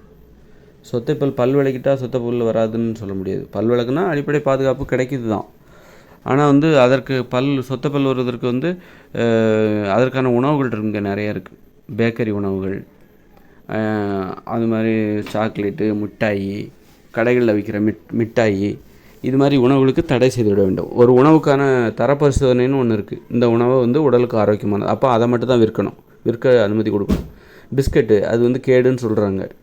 அதில் வந்து நிறைய அம்மோனியா கலக்கிறாங்க, டால்டா கலக்கிறாங்க, அதனால் பிஸ்கட் சாப்பிடக்கூடாது அப்படின்னு தான் சொல்கிறாங்க. அப்படின்னா அதை ஏன் விற்கிறீங்க? அப்போ அதை தடை செய்யணும். ஐயோ, பிஸ்கட் இல்லாத ஒரு வாழ்க்கை அப்படின்னு நினைக்கக்கூடாது. அது உடம்புக்கு நன்மை செய்வதாக இருந்தால் அதை அனுமதிக்கலாம். ஐஸ்கிரீம் அது நன்மை செய்யாது, அது கேடு தான் செய்யும். அது சுவையாக இருக்குமே தவிர அது வந்து உடலுக்கு நலத்தை கொடுக்காது, ஆரோக்கியத்தை கொடுக்காது. அப்படின்னா ஐஸ்கிரீமை தடை பண்ணிடணும், ஐஸ் எல்லாம் தடை பண்ணிடணும். இப்போ சரி, நம்ம உண்ணுகிற உணவு எப்படி தான் இருக்கணும் அப்படின்னா, இப்போ இந்த கடலை மிட்டாய் சொல்கிறாங்க, எள்ளு மிட்டாய், அந்த மாதிரி உணவுகளை தான் அனுமதிக்கணும். அப்புறம் இஞ்சி மிட்டாயில் கூட வெள்ளைச்சீனி சேர்க்கக்கூடாது. வெள்ளைச்சீனிக்கு தடை விதித்திடணும். வெள்ளைச்சீனியை அடிப்படையாக கொண்ட தொழிற்சாலை, வெள்ளைச்சீனியை உற்பத்தி செய்கிற தொழிற்சாலைக்கு தடை வச்சிடணும். இந்த மாதிரி மைதா மாவுக்கு தடை விதிக்கணும், பரோட்டாவுக்கு தடை விதிக்கணும். இங்கே விற்கப்படுகிற எந்த உணவை நீ சாப்பிட்டாலும் உனக்கு உடம்புல நோய் வராது அப்படிங்கிற உத்தரவாதம் ஒரு நாட்டில் இருக்கணும். மக்கள் பயப்படக்கூடாது, உணவை பார்த்து பயப்படக்கூடாது. இந்த உணவை சாப்பிடக்கூடாது, நீ கட்டுப்படுத்தணும், என்னை கண்ட்ரோல் பண்ணிக்கணும், என்னால் முடியலை, இந்த உணவை சாப்பிடாமல் என்னால் இருக்க முடியல, நான் இந்த உணவுக்கு அடிமை, அதனால தான் என் உடம்புல நோய் வந்தது அப்படின்னு சொல்லக்கூடாது. அப்படி அச்சுறுத்துகிற, மக்களை சிரமப்படுத்துகிற எந்த உணவும் இங்கே விற்கப்படக்கூடாது. அந்த மாதிரி ஒரு மனித வாழ்க்கை, ஒரு அரசாங்கம் என்பது மக்களை பாதுகாத்திருந்தால் நோய் வருவதற்கான வாய்ப்பு இல்லை. யாரும் வந்து போராடவே இல்லைப்பா, என்னுடைய நாட்டில் எனக்கு தேவையான எல்லாவற்றையும் எனது அரசாங்கம் செய்து தருகிறது, நான் மகிழ்ச்சியாக வாழ்வதற்கு அது நிர்பந்தப்படுத்துகிறது. அது தினம் 6 மணி நேரம் தான் வேலை, மீதி நேரம் நான் என்ன விளையாட சொல்லுது என்னுடைய அரசாங்கம், விளையாடலைன்னா எனக்கு தண்டனை அப்படி சொல்கிற அரசாங்கத்தில் இந்த மக்களுக்கு மதமும் மூட நம்பிக்கையும் வரவே வராது. மூட நம்பிக்கைகளே அங்கே வராது. பின்லாந்துலாம் ஏன் அங்கே கடவுள் நம்பிக்கை இல்லை? ஏன் அங்கே 95% மக்களுக்கு கடவுள் நம்பிக்கை இல்லைன்றாங்க? நாத்திகவாதிகள் நிறைந்த தேசமாக ஒரு உலகத்தில் ஒரு 4-5 நாடுகள் இருக்குது, நிறைய நாடு இருக்குது. மேற்கத்திய நாடுகள்லாம் கொஞ்சம் அவங்க கடவுள் நம்பிக்கை குறைவாக இருக்கலாம். இப்போ வந்து சில நாடுகளில் வந்து மதத்தை நீங்கள் பின்பற்றி ஆகணும்னு கட்டாயப்படுத்துகிறாங்க. இந்த அரேபிய நாடுகளில் பாலைவனங்களில் வசிக்கிற மக்கள், நீ மதத்தை பின்பற்றி ஆகணும், 5 மணிக்கு மேலே, சாயந்தரம் 5 மணிக்கு மேலே நீ 5 மணிக்கு டான்னு தொழுகையில் இறங்கிடணும், இல்லாமல் நீ வண்டி ஓட்டக்கூடாது, ஓரமாக நிப்பாட்டி தொழுகை பண்ண ஆரம்பிச்சிடும் அப்படின்னு சொல்லிட்டு மதத்தை வலியுறுத்துகிறார்கள். நாம் என்ன சொல்கிறோம்? மதத்தை நீ பின்பற்றலைன்னா அங்கே வந்து தண்டனை கொடுக்குறாங்க. மத நடைமுறைகளை நீ பின்பற்றவில்லை என்றால் உனக்கு தண்டனை அப்படின்னு சொல்லிட்டு அச்சுறுத்துறாங்க. அப்படி அவங்கள மதத்தை காப்பாற்றுறாங்க. நான் என்ன சொல்கிறேன், மதத்தை வந்து பின்பற்ற எப்படி அச்சுறுத்துறாங்களோ அதே மாதிரி நல்ல விஷயங்களை, உடற்பயிற்சி செய்யணும், பல் சொத்தையாக இருக்கக்கூடாது, பல் விளக்கணும், குளிக்கணும், உடலுக்கு தீங்கு விளைக்கிற உணவுகளை வந்து உற்பத்தி செய்யக்கூடாது, அந்த மாதிரி அந்த விஷயங்களை வற்புறுத்தணும் மக்களை. அதை வந்து கண்காணிக்கணும் அரசாங்கம். இந்த மாதிரி பொழுதுபோக்கு சோசியல் மீடியா, மொபைல் ஃபோனாக இருந்தால் அதுக்கும் கட்டுப்பாடு விதிக்கணும். தினமும் 2 மணி நேரம் தான் நீங்கள் அந்த மொபைல் ஃபோனை பயன்படுத்தணும். அதில் வந்து வர்ற நிகழ்ச்சிகள், மொபைல் ஃபோனில் வர்ற நிகழ்ச்சிகள் என்னவாக இருக்கணும்? பொழுதுபோக்கு சம்மந்தமாக எதுவும் இருக்கக்கூடாது. செய்திகள், மருத்துவம், இந்த மாதிரி தான் இருக்கணும். அப்புறம் டிஸ்கவரியில் வருதில்ல, உலக விஷயங்களை தெரிஞ்சுக்கிற மாதிரி வருது, அந்த மாதிரி விஷயங்கள் தான் வரணும். அறிவுபூர்வமாக இதாக இருக்குமே தவிர பொழுதுபோக்கு விஷயங்கள் எதுவுமே வந்து இந்த சோசியல் மீடியாவில் வரக்கூடாது. அப்போ பொழுதுபோக்கு ஏன் வரக்கூடாது அப்படின்னா, பொழுதுபோக்கு விஷயங்களை மக்கள் தான் அதை வந்து செய்யணும். மக்கள் பொழுதுபோக்கு விஷயங்களில் ஈடுபடணும், ஆடணும், பாடணும். ஆடல் பாடலாம் அந்த சோஷியல் மீடியாவில் வரக்கூடாது. அதுக்கு சோஷியல் மீடியாவில் தடை வச்சிடணும். ஆனால் அது தேவை. சோஷியல் மீடியாவில் தடை வச்சுட்டா மக்கள் ஆடல் பாடல் சும்மா இருப்பாங்களா? அவங்க நிஜ வாழ்க்கையில் வந்து ஆடுவாங்க, பாடுவாங்க, கதை சொல்லுவாங்க, நிஜ வாழ்க்கையில் கதை சொல்லுவாங்க. இந்த நாடகம் இதெல்லாம் சீரியலுக்கெல்லாம் தடை வச்சுட்டா மக்கள் வந்து ஒருத்தர் பேசுகிறது அதிகமாகிடும். அவங்களுக்கு அந்த தேவை இருக்குது, கலை தேவை இருக்குது, ஆடல் என்கிற தேவை இருக்கிறது. அது சினிமாவில், டிவியில் வந்து ஆடலை பார்க்குறதுனால, எனி டைம் மியூசிக்கு இதெல்லாம் கேட்குறதுனால அவங்களுக்கு நிஜ வாழ்க்கையில் ஆடணும், பாடணுங்கிற உணர்வே இல்லாமல் போயிடுது. இதிலே அவங்க திருப்தி அடைஞ்சிடுறாங்க. சோஷியல் மீடியாவிலே அவங்க திருப்தி அடைஞ்சிடுறாங்க, சினிமாவிலே திருப்தி அடைஞ்சு. அதனால் இந்த சோஷியல் மீடியாவுக்கு ஆடல் பாடல் இதுக்கெல்லாம் தடை விதிக்கணும். பொழுதுபோக்கு நிகழ்ச்சிகளுக்கு தடை விதிக்கணும். நாடகங்களுக்கு தடை விதிக்கணும். தடை வச்சுட்டாக்கா என்ன பண்ணுவாங்கன்னா, வேறு வழியே இல்லாமல் மக்கள் வந்து அவங்க வந்து ஆட ஆரம்பிச்சிருவாங்க, பாட ஆரம்பிச்சிருவாங்க தங்களுடைய நிஜ வாழ்க்கையில். அதுக்கு நம்ம நேரமும் ஒதுக்கணும். நீ 4:30 to 5:30 வந்து என்னென்னா வந்து 5:30 வந்து நீங்கள் வந்து கலை படைப்பு திறனை வெளிப்படுத்துவதற்கான நேரம். அது பாடவேளை. கலை படைப்பு திறனை வெளிப்படுத்துவதற்கான பாடவேளை. அந்த நேரத்தில் ஒரு தெருவில் இருக்கிறவங்க எல்லாருமே, ஒரு நாட்டில் இருக்கிற எல்லாருமே வந்து அந்த கலை பூங்காவுக்கு வந்துடணும். சும்மா வீட்டில் உட்காந்துட்டு இருக்கக்கூடாது. கண்டிப்பாக அங்கே வந்து எல்லாம் அதை நிர்வகிக்கிற பொறுப்பு ஒருத்தர்கிட்ட ஒரு 4-5 பேர்கிட்ட 10 பேர்கிட்ட கொடுத்துடணும். அது ஆண்களும் பெண்களும் கலை பூங்காவுக்கு வரலாம். ஆனால் விளையாட்டு மட்டும் ஆண்கள் தனியாக பெண்கள் தனியாக விளையாடணும். அப்போ இதெல்லாம் எல்லோரும் வர்றாங்களா அப்படிங்கிறத நிர்வகிக்கிற பொறுப்பு எல்லாருமே மக்கள் வரணும். ஏன்னா மக்களுடைய மகிழ்ச்சிக்காக தான் இதெல்லாம் ஏற்படுத்தப்பட்டிருக்கு. அப்படிங்கும்போது மக்கள் வரலைன்னா அதனால் மக்களுக்கு தான் நஷ்டம் அப்படின்னு சொல்லிட்டு அந்த மாதிரி நடைமுறையில் ஏற்படுத்தும் போது மக்களை மகிழ்ச்சியாக வாழ செய்யணும். அதுதான் மூட நம்பிக்கைகள் இல்லாமல் போகிறதுக்கான அடிப்படை. மகிழ்ச்சியாக மக்களை வந்து நல்லா வாழ வைக்கிறாங்க, வாழ்கிறாங்க, நல்லா வாழ்கிறது, சோறு எல்லாமே கிடைக்குதுப்பா, அது வேறு விஷயம். அது மட்டுமே மக்களுக்கு தேவையில்லை. மக்களுக்கு வந்து இந்த கலை தேவை. ஆடணும், பாடணும், விளையாடணும். ஆடணும், பாடணும், விளையாடணும், காதல் பண்ணணும். இந்த 3 சேரணும். இந்த 3 கிடைக்கணும். தினமும் ஆடணும், பாடணும், ஓவியம் வரையணும், கவிதை எழுதணும். அந்த கலை படைப்பு திறன்னு ஒன்று இருக்குது. ஓவியம் வரையணும், 4 பேர் பாராட்டுவாங்க. ஒருத்தர் ஓவியம் வரைஞ்சால் நிறைய பேர் பாராட்டுவாங்க. அதனாலேயே அவங்க ஓவியம் வரைவாங்க. ஒரு டான்ஸ் ஆடுறாங்கன்னா நிறைய பேர் பாடுவாங்க. எல்லாருமே டான்ஸ் ஆடணும். இவருக்கு டான்ஸில் விருப்பம், எனக்கு டான்ஸ் பிடிக்காது அப்படிலாம் கிடையாது. எல்லாருமே டான்ஸ் பிடிக்கும். எல்லாருமே டான்ஸ் ஆடணும். இந்த மக்கள் எல்லாருமே டான்ஸ் ஆடணும். எல்லாருமே ஓவியம் வரையணும். எல்லாருமே கவிதை வரையணும். எனக்குள்ளேயும் ஓவியம் இருக்கிறாரா, என்னாலையும் வரைய முடியுமா அப்படின்னு எல்லோரும் அவங்களே வியந்து பார்க்கணும். அது மாதிரி ஏன்னா என்னாலையும் டான்ஸ் ஆட முடியும். டான்ஸ் ஆட தெரியாதவங்க யாருமே இங்கே இருக்கக்கூடாது. அப்படின்னா எல்லோரும் இங்கே டான்ஸ் ஆடாததுக்கு என்ன காரணம்? ஏன்னா டான்ஸ் ஆடுறதை தொழிலாக மாற்றியது தான் மக்கள் பெரும்பாலானவர்கள் டான்ஸ் ஆடாமல் இருப்பதற்கு காரணம். ஏன் மக்கள் எல்லாருமே ஓவியம் வரைவதில்லை? ஏன்னா ஓவியம் வரைவதை தொழிலாக மாற்றி விட்டார்கள். அதனால் வந்து அந்த தொழில் செய்கிற ஓவிய கலைஞர்கள் மட்டும்தான் ஓவியம் வரைவாங்க அப்படின்னு சொல்லிட்டு ஒரு கருத்து இங்கே வந்துருச்சு. அது வேறு, அவங்க வந்து பிரம்மாண்டமாக வரைவாங்க. அது தேவையில்லை. இப்போ வந்து டான்ஸ் ஆடுறவங்க பார்த்திங்கன்னா ஸ்டேஜில் டான்ஸ் ஆடுறவங்க, அதே தொழிலாக வச்சுருக்கவங்க என்ன பண்ணுவாங்க, ரொம்ப பிரம்மாண்டமாக ஆடுவாங்க, சூப்பராக ஆடுவாங்க.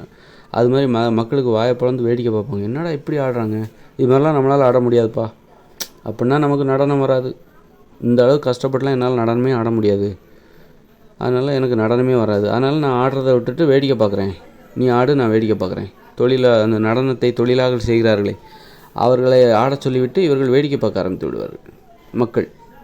ஏன்னா இந்த தொழிலாக செய்கிறாங்கல்ல நடன கலைகளை, ஆடல், பாடல், கவிதை, ஓவியம் இதெல்லாம் வச்சு தொழிலாக செய்கிறாங்க பாருங்கள். இந்த கலைகளை வச்சு தொழிலாக செய்கிறவங்க அதை பிரம்மாண்டமாக வெளிப்படுத்தும் போது, ஏன்னா தொழிலாக செய்யும்போது பணம் சம்பாதிக்கணும். அப்போ அதுக்கு வந்து மெனக்கிட்டு சிறப்பு பயிற்சியெல்லாம் செஞ்சு அதை வந்து கொஞ்சம் பிரம்மாண்டமாக செய்யணும். மக்களால் இது முடியாது, அப்போ தான் அதை வேடிக்கை பார்ப்பாங்க. மக்கள் எதை வேடிக்கை பார்ப்பாங்கன்னா தங்களால் முடியாத ஒன்றை தான் மேடையில் வெளிப்படுத்தும் போது அதை வேடிக்கை பார்ப்பாங்க. அவங்களால முடிகிற ஒரு விஷயத்த அவங்க வந்து வேடிக்கை பார்க்க மாட்டாங்க. இது நம்மளாலே முடியுமே, நாம் எதுக்கு இதை வேடிக்கை பார்க்கணும்? இது அந்த அளவுக்கு இல்லை. வேடிக்கை பார்க்கணுன்னா அவங்களுக்கு அதில் ஒரு சிறப்பான தன்மை இருக்கணும், சூப்பராக இருக்கணும், செம்மையாக இருக்கணும். அந்த டான்ஸு செம்மையாக இருந்தால் அவங்க வேடிக்கை பார்ப்பாங்க. இது வந்து எப்படி ஆடுறாங்க, இது எப்படி தான் இவங்க ஆடுறாங்களோ அப்படின்னு அவங்க யோசிக்கிற மாதிரி அந்த டான்ஸ் இருக்கணும். அப்படி இருந்தால் தான் அவங்க வேடிக்கை பார்ப்பாங்க. அப்போ அந்த மாதிரியான டான்ஸை யார் கொடுக்க முடியும்னா, டான்ஸ் ஆடுவதையே தொழிலாக வச்சுருக்காங்க பாருங்கள் அந்த நடன கலைஞர்கள், அவங்க தான் அந்த மாதிரி ஆட முடியும். அப்போ அவங்க அந்த மாதிரி கொடுக்குறாங்க. அந்த மாதிரி தான் பிரம்மாண்டமாக கொடுக்குறாங்க. பிரம்மாண்டமான நடனத்தை கடினமாக பயிற்சி எடுத்து அவங்க அதை கொடுக்குறாங்க. 10 பேர் ஒரு பாட்டுக்கு 10 பேர் ஆடுறாங்க. ஒரே அசைவு, ஒரே மாதிரியான அசைவு. அதெல்லாம் 10 நாள் பயிற்சி எடுத்து ஸ்டேஜில் வெளிப்படுத்துவாங்க. இதெல்லாம் வந்து செயற்கையாக நடனம். யாரும் ஒரு பாட்டுக்கு 10 பேரும் ஒரே மாதிரி நடனம், ஒரே மாதிரி அந்த மூமெண்ட் பண்ண முடியாது. அது பயிற்சி எடுத்தால் தான் முடியும். இது செயற்கையாக நடனம். அப்போ மக்களை இயற்கையாக நடனம் ஆட விடும்போது அவங்கள்ட்ட வந்து அந்த ஒரே மாதிரியெல்லாம் அவங்க ஆட மாட்டாங்க. அவங்க விருப்பப்பட்டபடி ஆடுவாங்க. பயிற்சி எடுக்கக்கூடாது, பரிசுலாம் கொடுக்கக்கூடாது. நீ அப்போ ஆடணும்னு தோணுச்சுன்னா நீ அப்போ ஆடு. அந்த மாதிரி அப்போ தான் மகிழ்ச்சியாக வாழ்வாங்க. இந்த கலைகளை வந்து மக்கள்கிட்ட ஒப்படைச்சிடணும். விளையாட்டை வந்து மக்கள்கிட்ட யாரும் இந்த ஒலிம்பிக் போட்டிலாம் நடத்தக்கூடாது. ஒலிம்பிக் போட்டி, ஆசிய போட்டி இதெல்லாம் நடத்தக்கூடாது. ஏன்னா கலைகள், விளையாட்டு இதெல்லாம் மக்களுக்கானது. அது எங்கள்கிட்ட கொடுத்துருங்க, நாங்கள் விளையாடிக்கிறோம். எங்களுக்கு கோப்பை இதெல்லாம் தேவையில்லை. இந்தியா ஜெயிக்கிறது உலக அரங்கில் அதெல்லாம் எங்களுக்கு தேவையில்லப்பா. நாங்கள் விளையாடணும், அதுதான் எங்களுக்கு தேவை. மக்கள் விளையாடணும். மக்கள் விளையாட்டு, அதுக்கு பேர் தான் மக்கள் விளையாட்டு. மக்கள் கலை, மக்கள் பயன்படுத்துகிற கலைகள் இருக்குல்ல, கலைப்படைப்புகள் மக்களாகவே தங்களுடைய சந்தோஷத்துக்காக பணத்தை எதிர்பார்க்காம தொழிலாக செய்யாமல் தங்களுடைய சந்தோஷத்துக்காக அவங்க வெளிப்படுத்துகிறாங்க பாருங்கள். இந்த கலைப்படைப்பு திறனை, விளையாட்டு திறமையை சும்மா பொழுதுபோக்காக நம்ம ஒரு 20-30 வருஷத்துக்கு முன்னாடி நம்ம அப்படி தான் விளையாண்டோம். தெருவாக விளையாடுவோம். ஒவ்வொரு சீசனுக்கு ஒரு விளையாட்டு விளையாடுவோம். அதற்கு போய் தான் மக்கள் விளையாட்டு. அப்போ விளையாட்டு மக்கள் உடைமையாக இருந்தது. அதன் பிறகு தான் டிவிலாம் வந்ததுக்கப்புறம் தான் இந்த வியாபாரிகள் என்ன பண்ணாங்க, விளையாட்டை தொழிலாக மாற்றி, அதுக்கு முன்னாடியே இருந்தது. ஆனால் அது அப்போ ரேடியோவில் தான் கமெண்ட்ரி கேட்பாங்க, கஷ்டப்பட்டு கமெண்ட்ரி கேட்டுட்டு இருப்பாங்க. அப்புறம் டிவி வந்தது, டிவி அதிகமாச்சுது. அப்போ மக்கள் விளையாடுறத விட்டுட்டாங்க.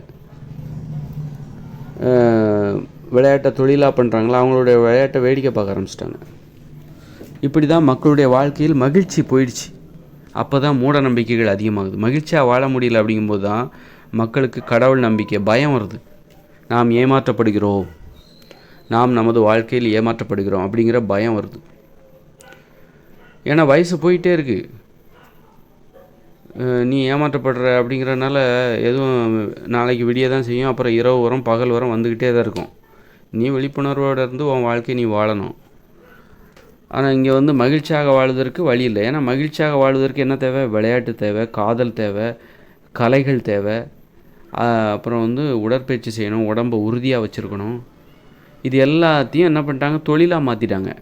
பாடி பில்டர்ஸ் அவங்க அப்படி உடம்பை அப்படி 6 பேக், அவங்க நிறைய அதுக்கான சப்ளிமெண்ட்லாம் எடுத்து அதுக்கான மருந்துகள் எல்லாத்தையும் தயாரித்து அவங்க உடம்பை பில்டப் பண்ணி வச்சுருவாங்க. பில்டப் பண்ணி அதை மக்கள் பார்க்கும்போது இது நம்மளால் முடியாது அப்படின்னு தான் அதை நினைப்பேன். தாழ்வு மனப்பான்மை தான் ஏற்படும். அதை பார்க்கும்போது மக்களுக்கு ஒரு மோட்டிவேஷன் வராது. தாழ்வு மனப்பான்மை, இதெல்லாம் நம்மளால் முடியாதுப்பா, சான்ஸே இல்லை, இதெல்லாம் என்னால் முடியாது அப்படிங்கிற இதெல்லாம் அப்படியே கடந்து போயிட்டே இருப்பாங்க. வேடிக்கை பார்த்துட்டு கடந்து போயிட்டே இருப்பாங்க. தொப்பையோடையும் குண்டாவும் கடந்து போயிட்டே இருப்பாங்க. ஆக அந்த உடற்பயிற்சி, விளையாட்டு, கலைகள், இது எல்லாத்தையும் அது மாதிரி இந்த மாதிரி நாடகம் மக்கள் வாழ்க்கையில் அவங்க அவங்க உறவு முறைகிட்ட, நண்பர்கள்ட்ட அவங்க சண்டை போடணும், பேசணும், நட்பு, உறவுமுறை, அது எல்லாமே என்ன பண்ணிட்டாங்க, சினிமாக்காரங்க சீரியல் நடக்கிறாங்க, அவங்க எடுத்து சீரியலாக போட ஆரம்பிச்சிட்டாங்க. சீரியலில் தான் அங்கே பகை, சண்டை, நட்பு, காதல் எல்லாமே பார்க்குறாங்க. ஆனால் நிஜ வாழ்க்கையில் இது எல்லாமே இல்லை. ஏன்னா நிஜ வாழ்க்கையில் உள்ள காதல், நட்பு, உறவுமுறை, பகை, பாசம், அன்பு, பாசம், இதைத்தான் இந்த சீரியலில் அதை எடுத்து வியாபாரமாக பண்ணுறாங்க. சீரியலாக எடுத்து நாடகமாக நடித்து அதை மக்கள்கிட்ட வியாபாரமாக பண்ணுறாங்க. எப்படி மக்கள் விளையாட வேண்டிய விளையாட்டு வீரர்கள் எடுத்து விளையாடி அதை கொடுக்குறாங்களோ, அதை வியாபாரமாக மாற்றுறாங்களோ, அப்புறம் மக்களை வேடிக்கை பார்க்க வச்சிடுறாங்கல்ல, விளையாடுறதை வேடிக்கை பார்க்க வச்சிடுறாங்க. அதே மாதிரி தான் மக்கள் ஒரு வாழ்க்கை இருக்குது. வாழ்க்கைன்னா என்ன? நண்பர்கள்ட்ட அவங்க நண்பர்கள்ட்ட போய் கோவிச்சுப்பாங்க, அல்லது திரும்ப சேருவாங்க. நண்பர்கள் சேர்ந்து சில சாகசங்களை செய்வாங்க. நண்பர்கள் சேர்ந்து ஒரு நண்பனின் காதலிக்கு தூது போவாங்க. இந்த மாதிரியான விஷயங்கள்லாம் இருக்குல்ல, இது எல்லாம் இந்த மாதிரி வாழ்க்கையில் நடக்கிற சம்பவங்கள், இது எல்லாத்தையும் என்ன பண்ணுறாங்க, சீரியல் எடுக்கிறவங்க என்ன இதை நாடகமாக நடித்து அதை தொழில்நுட்பம் கேமராவெல்லாம் எடுத்து அதை டிவியில் வச்சு வியாபாரம் பண்ணிடுறாங்க. சீரியலாக போய் அதுக்கு விளம்பரதாரர்கள். அப்போ மக்கள் என்ன பண்ணுறாங்க, நிஜ வாழ்க்கையில் அவங்க அதை வேடிக்கை பார்க்க ஆரம்பிச்சிடுறாங்க. நிஜ வாழ்க்கையில் வாழ்வதை மறந்து விடுகிறார்கள். நிஜ வாழ்க்கையில் யாருக்கும் நண்பர்கள் இல்லை. பெரும்பாலானவங்களுக்கு நிஜ வாழ்க்கையில் யாருக்கும் காதலிப்பதற்கு நேரமே இல்லை. நிஜ வாழ்க்கையில் வாழாமல் சோம்பேறியாக்கப்படுகிறோம். இந்த கலைகளை தொழிலாக செய்ய அனுமதித்தன் மூலம், அது மாதிரி விளையாட்டை தொழிலாக செய்ய அனுமதித்தன் மூலம் நாம் நிஜ வாழ்க்கையில் சோம்பேறி ஆகிடுறோம். நிஜ வாழ்க்கையில் சோம்பேறி ஆகிறதுக்கு இதுதான் காரணம். மகிழ்ச்சி போயிடுச்சு. மகிழ்ச்சி போனதுனால்தான் நமக்கு ஒரு மரண பயம். அதாவது மகிழ்ச்சியாக வாழாமலே நாம் செத்து போயிடுவோமோ, அதாவது மகிழ்ச்சியாக வாழாமலே நாம் வாழ்ந்து கொண்டு இருக்கிறோமே, நமக்கு கிடைக்கிற ஒரு வாழ்க்கை, அந்த வாழ்க்கையை மகிழ்ச்சியாக வாழ முடியலையே, நாம் ஏமாற்றப்படுறோம். அந்த மாதிரி நமது வாழ்க்கையை வாழாமலே நாம் சாக போகிறோம். எவ்வளோ பெரிய ஏமாற்றம். அந்த ஏமாற்றம் தான் அந்த கடவுள் நம்பிக்கைகள்லாம் காரணம், இந்த மூட நம்பிக்கைகளுக்கெல்லாம் காரணம், மத நம்பிக்கை, இந்த அரசாங்கம் தான் அதுக்கு காரணம். ஏன்னா இந்த மக்கள் ஏமாற்றப்படுவதற்கு இந்த அரசாங்கம் தான் காரணம். அரசாங்கம் தான் அந்த மாதிரி பண்ணிச்சு.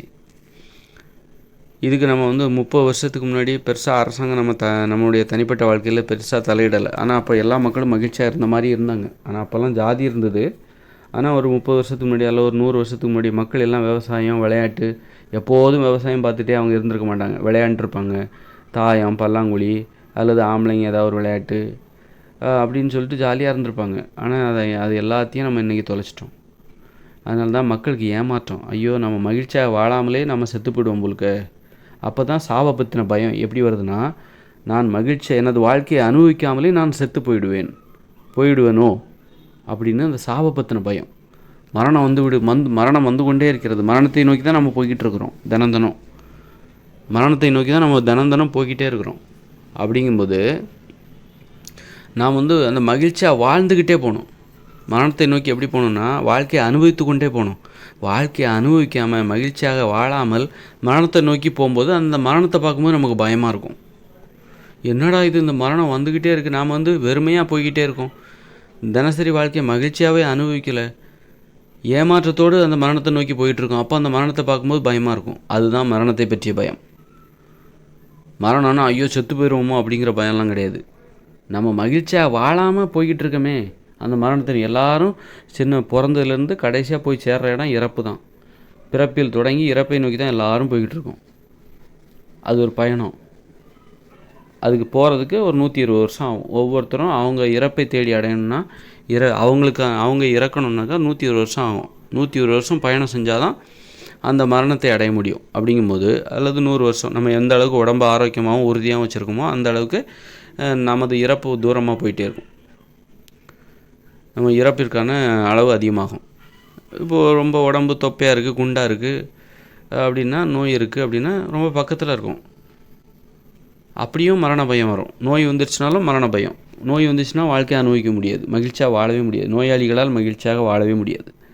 அப்படி இருக்கும்போது அவங்களுக்கு மரணத்தை பார்த்தா பயம். ஐயோ, மரணம் வேறு வந்துக்கிட்டு இருக்குது, தினமும் இரவு பகல் வந்துக்கிட்டே இருக்குது, நாட்கள் கழிந்து கொண்டே இருக்கிறது, இன்று நாளை மறுநாள் என நாட்கள் போய்கொண்டே இருக்கிறது. இந்த வாரம் அடுத்த வாரம், அடுத்த மறுவாரம், மாதம் இந்த மாதம் அடுத்த மாதம், இந்த வருடம் அடுத்த வருடம், இப்படி வருடங்கள் போய்கொண்டே இருக்கிறது. வயது ஆகிக்கொண்டே இருக்கிறது. மரணத்தை நாம் நெருங்கி கொண்டிருக்கிறோம். ஆனால் மகிழ்ச்சியாக வாழவில்லை, வாழ்க்கையை அனுபவிக்கவில்லை, நோயோடு போராடி கொண்டிருக்கிறோம். இப்படி வாழ்க்கை அச்சுறுத்துவதாக அந்த மகிழ்ச்சியாக வாழாமலே நம்ம மரணத்தை நோக்கி போகும்போது தான் மரணத்தை பற்றி அச்சம் வருகிறது. மரணம் நம்மளை அச்சுறுத்தாது. என்னை பொறுத்தவரையில் மரணம் நீங்கள் இயற்கையாக வாழ்ந்து நீங்கள் வயசாகி முதுமை அடைந்து படுக்கையில் கிடப்பீங்கள்ல, அப்போ உங்களால் எந்திரிச்சு உட்காரவும் முடியாது, புரண்டு படுக்கவும் முடியாது. படுக்கையிலே கிடக்கும்போது அப்புறம் ஒரு 110 வயசு 115 வயசில் உங்களால் கையை கூட தூக்க முடியாது, வாயை கூட திறக்க முடியாது, பேசவே முடியாது, கஷ்டப்படுவீங்க. முதுமையால் கஷ்டப்படுவீங்க. அப்போ உங்களுக்கு சாகணுங்கிற ஆசை வரும். அப்போ இதை விட செத்து போயிடலாம்ப்பா அப்படின்னு தோணும். நல்லா ஓடி ஆடும்போது நமக்கு சாகிறதுக்கு யாருக்கும் மனசு வராது. ஆனால் நீங்கள் படுக்கையில் பல வருடம் கிடக்குறீங்க, நீங்கள் ஆயிருந்தால் உங்களை கழுவி விடணும் யாராவது. ஒன்றுக்கு இருக்கிற கூட எந்திரிச்சு போக முடியாது, ஆயிருக்கு எந்திரிச்சு போக முடியாது, நடக்க முடியாது, எந்திரிச்சு உட்கார முடியாது, புரண்டு படுக்க முடியாது, கையை தூக்க முடியாது, காலை தூக்க முடியாது. அந்த மாதிரி ஒரு முதுமை, இயற்கையான முதுமை. அப்போ வீட்டில் உள்ளவங்க என்ன பண்ணுவாங்க, காலை தூக்குவாங்க, உங்களுக்கு நீங்கள் மலம் சிறுநீர் கழிப்பீங்க, அப்போ அதை தொடச்சி விடுவாங்க. பேச முடியாது. அதாவது இரவில் முழிச்சு கிடப்பீங்க. ஏன்னா எப்போதும் படுக்கையில் தான் இருக்கீங்க.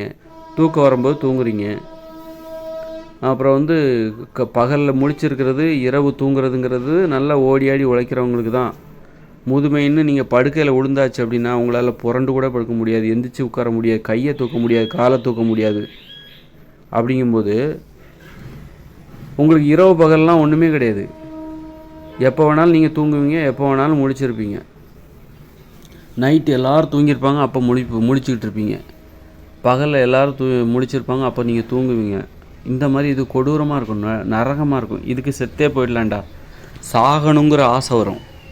ஆக நீங்கள் உங்கள் விருப்பத்தோடு தான் நீங்கள் சாவீங்க. இயற்கையோடு வாழ்ந்தால், ஆரோக்கியமாக வாழ்ந்தால், கடைசியில் நீங்கள் ஒரு 110 வயசு 115 வயசில் நீங்கள் சாகணும்னு விருப்பப்படுவீங்க, ஆசைப்படுவீங்க. அந்த மாதிரி உங்களுக்கு முதுமை நெருக்கடி கொடுக்கும். முதுமை உங்களை கஷ்டப்படுத்தும். என்னடா பேச முடியல, கண் பார்வை மங்கிரும், இல்லை கண் பார்வை தெளிவாக இருக்கலாம், கண்ணை திறக்க முடியாமல் இருக்கலாம், கைகளால் வேலை யாராவது ஊட்டி விட்டால் தான் சாப்பிட முடியும். இந்த மாதிரி தருணத்தில் சாகணும்னு ஆசைப்படுவீங்க, சாவை வரவேற்பீங்க. இன்னும் இன்றைக்காவது செத்துற மாட்டோமா, இன்னும் 10 நாளைக்கு அடுத்த வாரத்தில் சாக மாட்டோமா, நாளைக்காவது செத்துற மாட்டோமா, இன்றைக்கி போனால் கூட நான் சந்தோஷப்படுவேன், இப்படி ஒரு கஷ்டத்தை அனுபவிக்க வேண்டாம் அப்படின்னு சொல்லிட்டு சாவை வரவேற்று காத்து கிடப்பீங்க. ஆக விருப்பத்தோடு. ஒரு மரணம் வந்து அப்போ வந்து அச்சுறுத்தாது, வாழ்க்கையை தான் அச்சுறுத்தும். உயிரோடு வாழ்வது தான் உங்களுக்கு அச்சுறுத்தும். அப்போ வந்து நீங்கள் அவ்வளோ, அதாவது முதுமையில் நீங்கள் படுக்கையில் கிடக்குறீங்க, கையை தூக்க முடியாது, வாயை திறக்க முடியாது, உங்கள் வேலையை உங்களால் செய்ய முடியாது, புரண்டு படுக்க முடியாது, எந்திரிச்சு உட்கார முடியாது. அந்த மாதிரி சமயத்தில் டாக்டர் வராரு உங்களை செக் பண்ணிட்டு, நீங்கள் இன்னும் 2-3 வருஷத்துக்கு சாவே உங்களுக்கு வராதுங்க அப்படின்னா திடுக்குங்க. என்னது 2-3 வருஷத்துக்கு நான் இந்த கஷ்டத்தை அனுபவிக்கணுமா, சீக்கிரமாக சாவு வராதா எனக்கு அப்படின்னு தான் நினைப்பீங்க. போயிட்டு இல்லைப்பா நீங்கள் சீக்கிரமாக அதே மாதிரி நீங்கள் இன்னும் ஒரு மாதம்தான் இருப்பீங்கன்னு நினைக்கிறேன் அப்படின்னு சொன்னார்னா, அப்பாடா ரொம்ப நிம்மதி அப்படிங்கிற மாதிரி. அந்த முதுமை தோல்லாம் சுருங்கிரும், அழகு எல்லாம் இருக்காது, வாயெல்லாம் பொக்கையாயிடும், பல்லெல்லாம் விழுந்துடும். அப்போ வந்து சாகணுங்கிற அந்த ஆசை வரும், செத்துடணுங்கிற அந்த ஏக்கம் வரணும், எப்படா சாகணும்னு சொல்லிட்டு நீங்கள் மரணத்தை எதிர்பார்ப்பீங்க. அப்போ மரணத்தை பற்றின அச்சங்கிறதே வந்து நம்ம வந்து ஏன் அந்த அச்சப்படுறோம் அப்படின்னா, அந்த மகிழ்ச்சியாக வாழாமல் வாழ்க்கையை கடந்து போகிறோம் பாருங்கள். அதுக்கு தான் நான் என்ன சொல்கிறேன், மகிழ்ச்சியாக வாழ வைக்கணும். விளையாடுவதற்கு இங்கே ஏற்பாடுகளை செய்யுங்க, உடம்பை உறுதியாக மாற்றுவதற்கு இங்கே உடற்பயிற்சி கூடங்களை கட்டுங்க, நீச்சல் குளங்கள், அப்புறம் விளையாட்டு மைதானங்கள். 6 மணி நேரம் தான் வேலை, மீதி. அப்புறம் காதலுக்கான சுதந்திரம், காதல் பூங்காக்களை உருவாக்குங்கள். யாரும் திருமணம் செய்யாமல் வாழவே கூடாது. அப்புறம் தனியாகவும் வாழக்கூடாது. துணை இழந்து விட்டீர்களா, உங்களுக்கான துணையை நீங்கள் உடனே தேடிக்கணும். நீங்கள் துணையை இழந்துக்கிட்டு வாழவே கூடாது, துணை இல்லாமல் வாழவே கூடாது. 3 மாதத்துக்கு மேலே யாரும் தனியாக இருக்கக்கூடாது. ஒரு காதல் தோல்வி வந்துருச்சு, அல்லது திருமண துணை விவாகரத்தாகி போயிட்டாங்க, அதுக்கப்புறம் 3 மாதம் அவகாசம், அதுக்குள்ளே நீங்கள் ஒருத்தரை தேர்ந்தெடுக்கணும். அதற்கு இந்த அரசாங்கம் அதற்கான வேலைகளை செய்யணும். இப்படி இந்த மாதிரி வாழ்ந்தால் உங்களுக்கு வந்து கடவுள், மூட நம்பிக்கை இதெல்லாம் வரவே வராது. அதாவது கடவுள்னால் என்ன, மதக்கடவுள், மதம் சார்ந்த கடவுள், அந்த நம்பிக்கையெல்லாம் உங்களுக்கு வராது. கடவுள் என்பது வந்து ஒரு இயற்கையான நம்பிக்கை தான். கடவுள் நம்பிக்கை என்பது இயற்கையான கடவுள் வேறு, செயற்கையான கடவுள் வேறு. செயற்கையான கடவுள் தான் இந்த மதம். கடவுளுங்கிறது வந்து மதம் வருவதற்கே இருக்குது, அது வருவதற்கு முன்பே கடவுள் நம்பிக்கை என்பது இருக்கிறது. மதம் வந்து இந்த பூமியில் இந்த மக்கள் வாழ்க்கையில் வருவதற்கு முன்பே கடவுள் நம்பிக்கை இருக்குது. உதாரணத்துக்கு எப்படின்னா, இப்போ பச்சை நிறத்தை முஸ்லீம்களோட நிறம்னு சொல்லுவாங்க, காவி நிறத்தை இந்துக்களோட நிறம்னு சொல்லுவாங்க, வெள்ளை நிறத்தை கிறிஸ்தவர்களோட நிறம்னு சொல்லுவாங்க. ஆனால் இந்த நிறம் காவி நிறங்கிறது இந்து மதம் வருவதற்கு முன்பே இந்த காவி நிறம் இந்த உலகத்தில் இருக்குது. பச்சை நிறம் என்பது இந்த முஸ்லீம் மதம் இங்கே தோன்றுவதற்கு முன்பே பச்சை நிறம் என்பது இந்த பூமியில் இருக்குது. அது மனித இனம் தோன்றுவதற்கு முன்பே கூட இருக்கலாம். ஆனால் இடையில வந்த இந்த மதம் என்ன சொல்லுது, பச்சை நிறத்தை உரிமை கொண்டாடுகிறது. இடையில வந்த இந்து மதம் காவி நிறத்தை உரிமை கொண்டாடுகிறது. இடையில் வந்த சமீப காலத்தில் வந்த கிறிஸ்தவ மதம் வெள்ளை நிறத்தை உரிமை கொண்டாடுகிறது. அது மாதிரி கடவுள் என்பது மனித வாழ்க்கையின் ஆரம்ப கட்டத்திலேருந்தே இருக்குது. ஏன்னா ஆரம்ப கட்டத்திலேருந்து மக்கள் ஒரு ஒழுக்கமாக வாழணும், பயம் பாதுகாப்பு கட்டுப்பாடாக வாழணும், குடும்பமாக வாழ வேண்டும். ஒழுக்கம் கட்டுப்பாடு என்பது மதம் தோன்றுவதற்கு முன்பே இருக்குது. அப்போ வந்து அவங்க வந்து இயற்கையை வணங்கினாங்க, காற்று நீர் பெரியவங்களை வணங்கினாங்க, பெண்களை வணங்கியிருப்பார்கள். உலகங்கள் கண்டுபிடிப்பதற்கு முன்பு பெண்கள் வந்து கடவுளாக வணங்கப்பட்டிருப்பார்கள், தாய் வந்து கடவுளாக வணங்கப்பட்டிருப்பார்கள். அப்போ கடவுள் நம்பிக்கை வந்து ஆதி காலத்துலேருந்தே இருக்குது. மனித இனத்தின் ஆதி காலத்துலேருந்தே கடவுள் நம்பிக்கை. அந்த இடையில வந்த கடவுள் மதம் வந்து என்ன செய்யுது, கடவுள் நம்பிக்கையை தனதாக்கி கொள்கிறது, உரிமை கொண்டாடுகிறது. நாங்கள் தான் கடவுள். இல்லை ஒன்று இவங்க சண்டை போடுறாங்க, கடவுள் நம்பிக்கை பொதுவாக இருக்குதா, அதை பிடிச்சி இழுக்கிறாங்க, சண்டை போடுறாங்க. இல்லை எனக்கு தான் அந்த கடவுள், என் கடவுள், நான் தான் உண்மை, நான் தான் முதல்ல இந்த கடவுளை பிடிச்சேன், நான் தான் முதல்ல வந்தேன், கடவுள் எனக்கு தான் சொந்தம். எப்படி பச்சை நிறம் ஆதி காலத்தில் இருந்துருக்குல்ல, அந்த பச்சை நிறத்தை வந்து இப்போ இருக்கிற இடையில வந்து முஸ்லீம் மதத்தினர் இது எங்கள் மதத்திற்கான நிறம்னு சொந்த கொண்டாடுற மாதிரி கடவுளுங்கிறது, கடவுள் நம்பிக்கைங்கிறது, கடவுள் என்கிற பெயர் என்கிறது ஆரம்பத்தில் இருக்குது, மதம் தோன்றுவதற்கு முன்பே இருக்குது. அது 10, 15, 20,000, 30,000 வருஷத்துக்கு முன்னாடியே இருக்கலாம். மொழி தோன்றிய மொழி அம்மாங்கிற வார்த்தை எப்போ கண்டுபிடிக்கப்பட்டதோ, அது அப்பா என்கிற வார்த்தை எப்போ கண்டுபிடிக்கப்பட்டதோ அப்போவே கடவுள் என்கிற வார்த்தையை அவங்க கண்டுபிடிச்சிட்டாங்க. அம்மா என்கிற வார்த்தை எப்படி கண்டுபிடிச்சிருப்பாங்க, உணர்வுபூர்வமானது. இந்த உறவுக்கு அம்மா என்கிற பெயர் வைத்தால் நன்றாக இருக்கும். ஒரு ஒரு உயர்வான அந்த உறவுக்கு அம்மா என்கிற பெயரை வைக்கலாம். அந்த உயர்வான அந்த உறவுக்கு அப்பா என்கிற பெயரை வைக்கலாம் அப்படின்னு சொல்லிட்டு அவங்க அம்மா அப்பா அப்படிங்கிற அந்த பெயரை வச்சாங்க. அது மாதிரி கடவுள், அது ஒரு ஒரு உயர்வான நம்பிக்கை. அந்த நம்பிக்கை கடவுள்னு பேர் வச்சாங்க. யார் கடவுள் அப்படின்னா, கடவுள்னா எது இல்லைன்னா நாம் இல்லையோ அதெல்லாம் கடவுள். எது இல்லைன்னா நாம் இல்லையோ அதெல்லாம் கடவுள். அப்படின்னா காற்று, நீர், நிலம் இதெல்லாம் இல்லைன்னா நாம் இல்லை அப்படின்னா இதுதான் கடவுள். இப்போ அல்லாஹ், இயேசு, ராமன் இவங்கெல்லாம் இல்லைன்னா நாம் உயிரோடு தான் வாழ்வோம். இவங்க இல்லாத காலத்திலேயே இவங்க இடையில தான் வந்தாங்க. அதுக்கு முன்னாடியே இந்த மனிதனும் உயிரோடு தான் வாழ்ந்துட்டு இருந்தது. அப்போது இதெல்லாம் இல்லைன்னா நாம் இருப்போம். இது இடையில வந்தது இடையிலே போயிடும். ஆனால் இந்த காற்று, நீர், நிலம் இதெல்லாம் ஆரம்பத்துலேருந்தே இருக்குது. அது இல்லைன்னா நாம் இல்லை. அது மாதிரி அம்மா அப்பா இல்லைன்னா நாம் இல்லை. அப்போ அவங்க தான் கடவுள். அம்மா இல்லைன்னா நாம் இல்லை. அப்போ அம்மா தான் கடவுள். அப்பா இல்லைன்னா நாம் இல்லை. அப்போ அவங்க தான் கடவுள். பெற்றோர்கள் இல்லை என்றால் நாம் இல்லை. அப்போ அவங்க தான் கடவுள். குழந்தைகளுக்கு பெற்றோர்கள் எவ்வளோ பெரிய முக்கியம், எவ்வளோ பெரிய பாதுகாப்பு. இங்கே நிலம், நீர், காற்று இது இல்லைன்னா நம்ம கடவுள். இது இல்லைன்னா இப்போ இதுவும் கடவுள் தான். நிலம், நீர், காற்று, அப்புறம் இயற்கை, இது கடவுள். இதெல்லாம் இருந்தாலும் அம்மாங்கிறவங்க இல்லைன்னா நாம் இல்லை. இங்கே உங்களுக்கு உணவு எல்லாமே இருக்குது, இயற்கை இருக்குது, காற்று இருக்குது, மழை இருக்குது, நல்லா பசுமையாக இருக்குது. ஆனால் ஒரு குழந்தை பிறந்தவுடனே அந்த குழந்தைய விட்டுட்டு அந்த அம்மா போயிட்டாங்கன்னா அந்த குழந்தை செத்து போயிடும். பார்த்துக்க யாருமே இல்லாமல் அனாதையாக கடந்து செத்து போயிடும். உணவு இல்லாமல் செத்து போயிடும். அப்போ அந்த அம்மா தான் அந்த அதை காத்து. அப்போ மேலான கடவுள் யாருன்னா, நமக்கு மேலான கடவுள் யாருன்னா அம்மா அப்பா தான். நமக்கு உயர்வான கடவுள் யார் அப்படின்னா அம்மா அப்பா தான். ஏன்னா இந்த உலகத்தில் காற்று இல்லைன்னா நம்மளால் உயிர் வாழ முடியாது தான். காற்று இல்லைன்னா, தண்ணீர் இல்லைன்னா நம்மளால் உயிர் வாழ முடியாது தான். தண்ணீர் இல்லைன்னா, சாப்பாடு இல்லைன்னா நம்ம உயிர் வாழ முடியாது. அப்புறம் இந்த நிலம் இல்லை என்றால் உணவை உற்பத்தி செய்ய முடியாது. நிலம் இல்லை என்றால் நாம் உயிர் வாழ முடியாது தான். ஆக இந்த உலகத்தில் நிலம், காற்று, நீர் எல்லாம் இருந்தாலும் ஒரு குழந்தை பிறந்த உடனே அந்த குழந்தைய விட்டுட்டு அந்த அம்மா போயிட்டாங்கன்னு வச்சுக்கோங்க, அந்த நிலமும் காற்றும் வந்து காப்பாற்றாது அந்த குழந்தைய. நாங்களும் கடவுள் தான், அதனால் அந்த குழந்தைய நாங்கள் பார்த்துக்குறோம், அம்மா நீ போய் உன் வேலையை வேறு எங்கேயா போய் அப்படின்னு சொல்லிட்டு நான் இந்த குழந்தைய நாங்கள் பார்த்துக்கிறேன்னு சொல்லிட்டு இந்த காற்று வந்து சொல்ல போகிறதில்ல. அப்போ அந்த குழந்தைய யார் காப்பாற்றுறா? அந்த இடத்துல அந்த பெற்றோர்கள் தான் காப்பாற்றுறாங்க. அப்போது அந்த பெற்றோர்கள் தான் அந்த இடத்துல நம்ம உயர்வான கடவுளாக பார்க்கணும். அதுக்கப்புறம் தான் அந்த காற்று எல்லாமே. அந்த காற்று இல்லைன்னா யாருமே உயிரோடு வாழ முடியாது. காற்று இருந்தாலும் நாம் உயிர் வாழ்வதற்கு யார் காரணம்? காற்று எல்லாமே இருக்குது. அப்படி இருந்தாலும் நாம் உயிரோடு வாழ்வதற்கு யார் காரணம்? பெற்றோர்கள் தான் காரணம். அப்புறம் பெரியவங்க காரணம். பெரியவங்களும் கடவுள் தான். கடவுளுக்கான பேர் என்னென்னாக்கா, நம்ம காற்று, நீர், நிலம், இயற்கை இதெல்லாம் கடவுளுக்கான பேர் தான், கடவுளின் பெயர்கள். அதே மாதிரி இன்னொரு பேர் இருக்குது கடவுளுக்கான பேர், அம்மா அப்பா. இதெல்லாம் கடவுளோட பேர். அம்மா அப்பா, அண்ணன், தாத்தா, இந்த பெரியவங்களுக்கு சொல்லுவோம்ல, பெரிய உறவு முறை, இது எல்லாமே வந்து கடவுளோட பேர். தம்பி தங்கைலாம் வந்து கடவுளுக்கான பேர் கிடையாது. இந்த அம்மா அப்பா, தாத்தா, பெரியப்பா, அத்தை, மாமா, அண்ணன், அப்புறம் வந்து பூட்டி, பூட்டன், இந்த மாதிரி இருக்குல்ல, இது வந்து கடவுளின் பெயர்கள். இதுதான் கடவுளின் பெயர்கள், மனித கடவுளின் பெயர்கள். அதனால் வந்து முதல்ல கடவுள் இதெல்லாம் வந்து அப்போ ஆதி காலத்தில் இருக்குது, மதங்கள் வருவதற்கு முன்பே இருக்குது.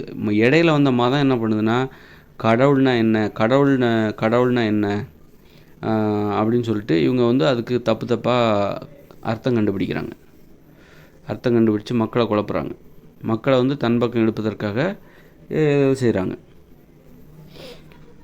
ஆக வந்து ஒரு அரசாங்கம் நினச்சா, அரசாங்கம் அந்த மக்களை மகிழ்ச்சியாக வாழ வைத்தால் மூட நம்பிக்கைகளை ஒழிச்சிடலாம். யாரும் கோயில் நமக்கு தேவையில்லை. கோயில், தேவாலயம், மசூதி எதுவுமே நமக்கு தேவையில்லை. மக்களை மகிழ்ச்சியாக வாழ வைக்கணும், எளிதாக வாழ வைக்கணும். எளிதாக வாழ வச்சா தான் மகிழ்ச்சியாக வாழ வைக்க முடியும். நீ வந்து பயங்கர கட்டிடம் எல்லாத்தையும் கட்டி வைக்கிற, அப்படி மெட்ரோ ட்ரெயின், குட்ரோ ட்ரெயின், அப்படி பயங்கர 100 மாடி கட்டிடம், அப்படி விமானம், அணு உலை அப்படின்னு பயங்கரமாக பண்ணிட்டா மகிழ்ச்சியாக வாழவே முடியாது. மனித வாழ்க்கை எளிமையாக இருக்கணும். கஷ்டப்படுறாங்க, நீ கஷ்டப்பட்டால் தான் உனக்கு வாழ்க்கை. 10 மணி நேரம் 18 மணி நேரம் நீ உன் தொழிலில் கஷ்டப்படு, இப்படியெல்லாம் அறிவுரை சொல்லி மக்கள் வந்து மகிழ்ச்சியாக வாழ முடியாது. தொழிலை வேணால் செய்யலாம், பணத்தை வேணால் சம்பாதிக்கலாம். ஆனால் பணத்தை சம்பாதிக்கலாம், ஆனால் மகிழ்ச்சியாக வாழ முடியாது. எளிதாக வாழணும், 6 மணி நேரம் தான் வேலை. அது அது எல்லாருக்கும் அந்த மாதிரி தான் சொல்லணும். 6 மணி நேரம் தான் வேலை நேரம். இல்லை நான் கொஞ்சம் கூட கொஞ்சம் நேரம் உழைச்சிக்கிடுதேங்க, கூட கொஞ்சம் நேரம் வேலை செஞ்சுக்கிடுதேன், ஓட்டி பார்த்துக்கிறேன், அந்த வேலையே கிடையாது. போய் விளையாடு, போய் தூங்கு, வேலை செஞ்சு முடிச்சிட்டியா போய் தூங்கு, விளையாடு, கலைப்படைப்பு திறனை வெளிப்படுத்து, இப்படி அதற்குன்னு ஒரு பாட வேலை. அப்புறம் காதல் பூங்கா, நீ உனது மனைவி அல்லது உனது காதலியை அந்த காதல் பூங்காவுக்கு கூட்டு போ. உனக்குன்னு ஒரு வீடு அங்கே இருக்கும், காதல் வீடு. அங்கே போய் நீ காதல் பண்ணு. காதலை பொது வழியில் பெருமைப்படுத்துவது. காதல் பூங்கா என்பது காதல் செய்வதை பொது வழியில் கடைபிடிக்க செய்து பெருமைப்படுத்துகிறது, காதலை பெருமைப்படுத்துகிறது, காதலுக்கான அங்கீகாரம். ஏன்னா காதலிப்பதை கூச்சமாக நினைக்கிறாங்க. ஒரு மனைவியோட போகிறத கணவன் கூச்சமாக நினைப்பான், அல்லது கணவனோட கைகோர்த்து போவதை மனைவி கூச்சமாக நினைக்கலாம். காதல் பண்ணுறத, அதை உடலுறவு வச்சுக்கிறத தப்பு பண்ணிட்டோன்னு சொல்லுவாங்கள்ல, அதை தப்புன்னே நினச்சிக்கிட்டே இருக்காங்க. அது இயற்கையான உணவு. சாப்பிட்டோம் அப்படிங்கிறத எப்படி நம்ம கூச்சப்படாமல் சொல்கிறோமோ அதே மாதிரி தான் உடலுறவு, காதல், காமம் எல்லாம் பெருமையாக பொது வழியில் சொல்ல வேண்டிய ஒன்று. அதுக்காக பொது வெளியில் உட்காந்து முத்தம் கொடுக்குறதோ, பொது வெளியில் திறந்த வெளியில் உடலுறவு கொள்வதோ அது சரி கிடையாது. அதுக்குன்னு ஒரு மறைவு ரகசியமான ஒரு இடம் வேணும், யாரும் பார்க்காது. அது ஒரு சுதந்திரம். பொது வழியில் எப்படி நடந்துக்கணும் அப்படிங்கிற ஒரு நாகரிகம் இருக்குது. ஆக அடிப்படையில் மதம் என்கிற மூட நம்பிக்கை ஏன் ஏற்பட்டது என்றால், மக்கள் மகிழ்ச்சியாக வாழாத போது தான் ஏற்பட்டது. நீங்கள் பயங்கரமாக முன்னேறிட்டோம், நாங்கள் கஷ்டப்பட்டு உழைச்சி நிறைய மெட்ரோ ட்ரெயின், விமான நிலையம், நிறைய அடுக்குமாடி குடியிருப்புகள், அப்படி நெடுஞ்சாலைகள், 8 வழிச்சாலை, அப்படி இப்படின்னு பண்ணிவிட்டு மக்கள் தினமும் 12 மணி நேரம் உழைக்கிறாங்க அப்படின்னு சொல்லிட்டிங்கன்னு வச்சுங்க, மக்கள் உடனே அவங்க மகிழ்ச்சியாக வாழ்ந்துட மாட்டாங்க. மகிழ்ச்சியாக வாழணும்னா மகிழ்ச்சியாக வாழ்வதற்கு நேரத்தை ஒதுக்குங்க.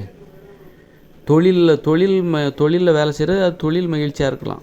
அங்கே மகிழ்ச்சியாக அன்புக்கு இடம் கிடையாது. தொழில் செய்கிற இடத்துல அன்பு, காதல், நட்பு இதுக்கெல்லாம் அங்கே இடம் கிடையாது. ஆட்டம் பாட்டம் கொண்டாட்டத்துக்கு தொழில் செய்கிற இடத்துல இடம் கிடையாது. அதனால் தொழில் செய்கிற இடத்துல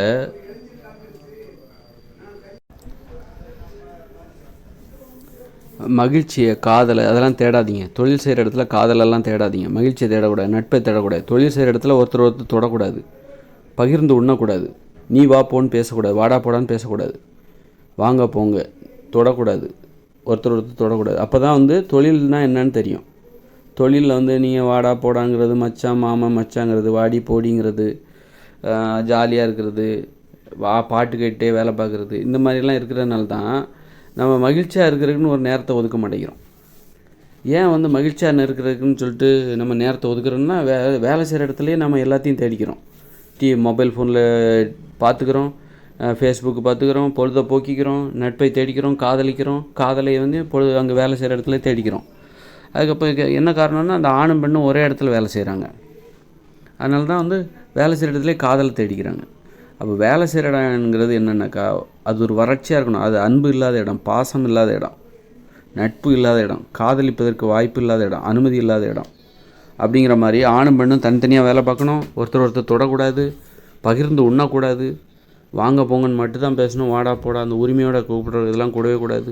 அப்போ தான் அந்த தொழிலில் ரொம்ப நேரம் நீங்கள் இருக்க மாட்டீங்க. இன்றைக்கி ஏன் 12 மணி நேரம் தொழில் செய்கிறாங்க, ஏன் 10 மணி நேரம்லாம் வேலை பார்க்குறாங்க அப்படின்னா, அங்கே ஆணும் பெண்ணும் இருக்கிறாங்க. அவங்க நீங்கள் அங்கே என்ன வேணாலும் பகிர்ந்து உண்றாங்க, அப்புறம் பாடுறாங்க, ஆடுறாங்கன்னு கூட சொல்லலாம், அல்லது பாடல் கேட்கலாம், நீங்கள் பாட்டு கேட்கலாம், மொபைல் ஃபோனில் பொழுதுபோக்கலாம். இதெல்லாம் பண்ணிக்கிட்டே நீங்கள் வேலை செய்கிற இடத்துல எல்லாத்தையும் தேடிக்கோங்க. அப்படிங்கிறனால தான் 12 மணி நேரம் வேலை பார்க்குறாங்க. நீங்கள் வேலை செய்கிற இடத்துல இப்படி தான் இருக்கணும், அதுக்குன்னு ஒரு கட்டுப்பாடு இருக்குது. ஆணும் பெண்ணும் தனித்தனியாக வேலை பார்க்கணும், அப்போ ஒருத்தர் தொடக்கூடாது, பகிர்ந்து உண்ணக்கூடாது, பாட்டெல்லாம் பாடக்கூடாது, நட்புக்கு இடம் இல்லை, எல்லாரையும் வாங்க போங்கன்னு தான் கூப்பிடணும். இந்த மாதிரி கட்டுப்பாடு பண்ணும்போது தொழில் செய்கிற இடத்துல யாரும் அதிக நேரம் இருக்க விரும்ப மாட்டாங்க. தொழில் செய்கிற இடத்துல 6 மணி நேரத்துக்கு மேலே இருக்க மாட்டாங்க. போதுண்டா சாமி, இது ஓவராக அங்கே மன அழுத்தம் அதிகமாகிடும். அப்போ வெளியில் அப்போ மகிழ்ச்சியாக இருப்பதற்கு நீங்கள் தனியாக நேரத்தை ஒதுக்கணும். அப்போ தான் நீங்கள் மகிழ்ச்சியாக இருக்க முடியும். மகிழ்ச்சியாக இருக்க வேண்டுமென்றால் அதற்கென நேரத்தை ஒதுக்கணும். உடல் உறுதியாக இருக்கணும்னா அதற்கான நேரத்தை ஒதுக்கி உடற்பயிற்சி செய்யணும். ஆக நீங்கள் உங்களுக்கு என்ன தேவையோ அதுக்கு நேரத்தை ஒதுக்குங்க. அன்பு தேவையா, அப்போ அன்பு அதற்காக நேரத்தை ஒதுக்குங்க.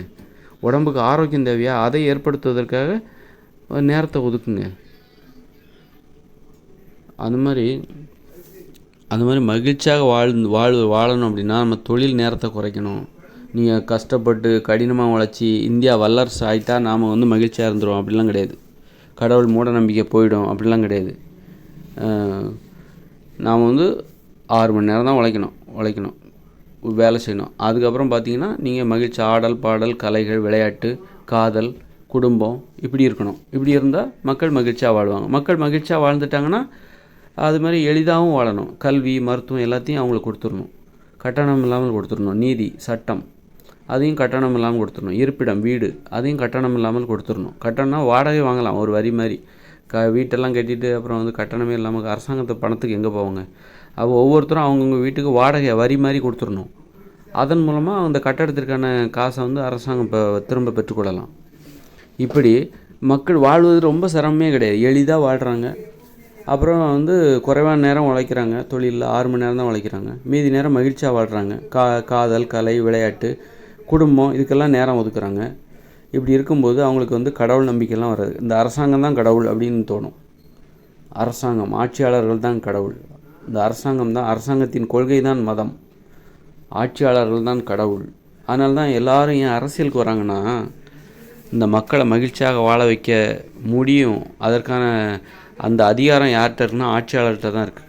ஆட்சியாளர்களை நினைச்சாதான் மக்கள் மகிழ்ச்சியாக வாழ முடியும். அதனால தான் வந்து எவ்வளோதான் புகழ் பெற்றாலும் ஒரு நடிகர்கள்லாம் ஏன் அரசியலுக்கு வராங்க? பிற்காலத்தில் அவங்க ஏன் அரசியலுக்கு வராங்க? இப்போ ஒரு இசையமைப்பாளர் இருக்கிறாரு. அவர் நம்ம இசையமைப்பாளர் இளையராஜா, அவருக்கு உலக புகழ் பெற்ற இசையமைப்பாளர். அவருக்கு இல்லாத புகழா?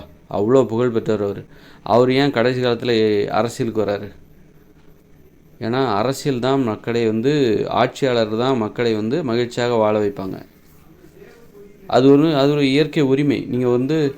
நீங்கள் என்னவா வேணால் இருக்கலாம், ஆனால் இந்த நிலத்தை ஆட்சி செய்வது ஒவ்வொருத்தரோட பிறப்புரிமை. நீங்கள் வந்து இன்ஜினியராக இருக்கலாம், விஞ்ஞானியாக இருக்கலாம், நடிகராக இருக்கலாம், யாராக வேணாலும் இருக்கலாம், கோடீஸ்வரராக இருக்கலாம். ஆனால் நீங்கள் இந்த நிலத்தை ஆட்சி செய்யணும். அது உங்களுடைய பிறப்புரிமை. அதில் தான் உங்களுடைய பெருமை இருக்குது. அந்த அடிப்படை உரிமை பூர்த்தி செய்வதற்காக அவங்க பிற்காலங்களில் அரசியலுக்கு வருவதற்கு அதுவும் ஒரு காரணம். ஆக ஆட்சியாளர்கள் தான் கடவுள், நல்லா தெரிஞ்சுக்கோங்க. ஏன்னா அரசியலும் ஆட்சியும் தான் மக்களுடைய வாழ்க்கையில் மகிழ்ச்சியை ஏற்படுத்த முடியும். அதனால் மக்கள் வந்து ஆட்சியாளர்களை எதிர்பார்க்குறாங்க. ஆனால் ஆட்சியாளர்கள் குழப்பம், இந்த மக்களுக்கு என்ன தான் செய்யணுங்கிற அறிவு அவங்களுக்கு இல்லை. மக்கள் எதிர்பார்த்துட்டே இருக்காங்க. இந்த ஆட்சியாளர்களும் அவங்க எதிர்பார்ப்பை பூர்த்தி செய்ய முடியாமல் ஏமாத்துறாங்க. அவங்களுக்கு தெரிஞ்சதை அவங்க செய்கிறாங்க. ஆட்சியாளர்களுக்கு என்ன தெரியுமோ அதை மக்களுக்கு செய்கிறாங்க. ஆக அரசாங்கம் நினைத்தால் மக்களை எளிதாக வாழச் செய்து, மகிழ்ச்சியாகவும் வாழச் செய்து, அதன் மூலம் மூட நம்பிக்கைகளையும் மதத்தையும் ஒழித்து விடலாம். இல்லாமல் போகும்போது மதத்தையும் மூட நம்பிக்கையும் ஒழிக்கவே முடியாது. மக்கள் கஷ்டப்பட்டு வாழ்கிறாங்களா, மகிழ்ச்சியாக வாழலையா, அப்புறம் நோயோடு வாழ்கிறாங்களா, ஆரோக்கியமாக வேறு வாழ வைக்கணும். ஆரோக்கியமாக இருந்தால் தான் மகிழ்ச்சியாக வாழ முடியும். நல்லா தெரிஞ்சுக்கோங்க. இப்போ மகிழ்ச்சியாக வாழணுன்னா ஆரோக்கியம் தேவை. உடம்புல ஆரோக்கியம் இருக்கணும். நீங்கள் வந்து மிட்டாயி, கண்ட மிட்டாயி அதெல்லாம் விற்க வச்சுட்டு, வெள்ளை சீனி, மைதா, பரோட்டா இதெல்லாம் விற்க வச்சுட்டு நீங்கள் வந்து மக்கள் மகிழ்ச்சியாக வாழ்ந்துருவாங்க அப்படின்னு கிடையாது. நோய் வந்துடும். இதனால் நோய் வரும். அப்புறம் இவங்க எப்படி மகிழ்ச்சியாக வாழ முடியும்? அதனால் நோயற்ற வாழ்க்கையை மக்கள் வாழ செய்யணும். மக்கள் மகிழ்ச்சியாக வாழ செய்வது இதுதான் அரசாங்கத்தோட கொள்கையாக இருக்கணும். மக்களை எப்படி மகிழ்ச்சியாக வாழ செய்வது, அதற்கான வேலைகளை தான் அரசாங்கம் செய்யணும். அதனால் நாட்டை முன்னேற்றுறது, வல்லரசாகிறது, பணத்தை சம்பாதிக்கிறது, இதெல்லாம் ஒரு அரசாங்கத்தின் நோக்கமாக மாறும்போது மக்கள் மகிழ்ச்சியை இழந்துருவாங்க. மகிழ்ச்சியாக வாழ்வதற்கு அவங்களுக்கு நேரமே கிடைக்காது. இங்கே என்னென்னா சனிக்கிழமையும் வேலை நேரமாக மாற்றிடுறாங்க. எவ்வளோ கொடுமை பாருங்கள். டெய்லி 10 மணி நேரம் வேலை செய்ய வேண்டியிருக்கு.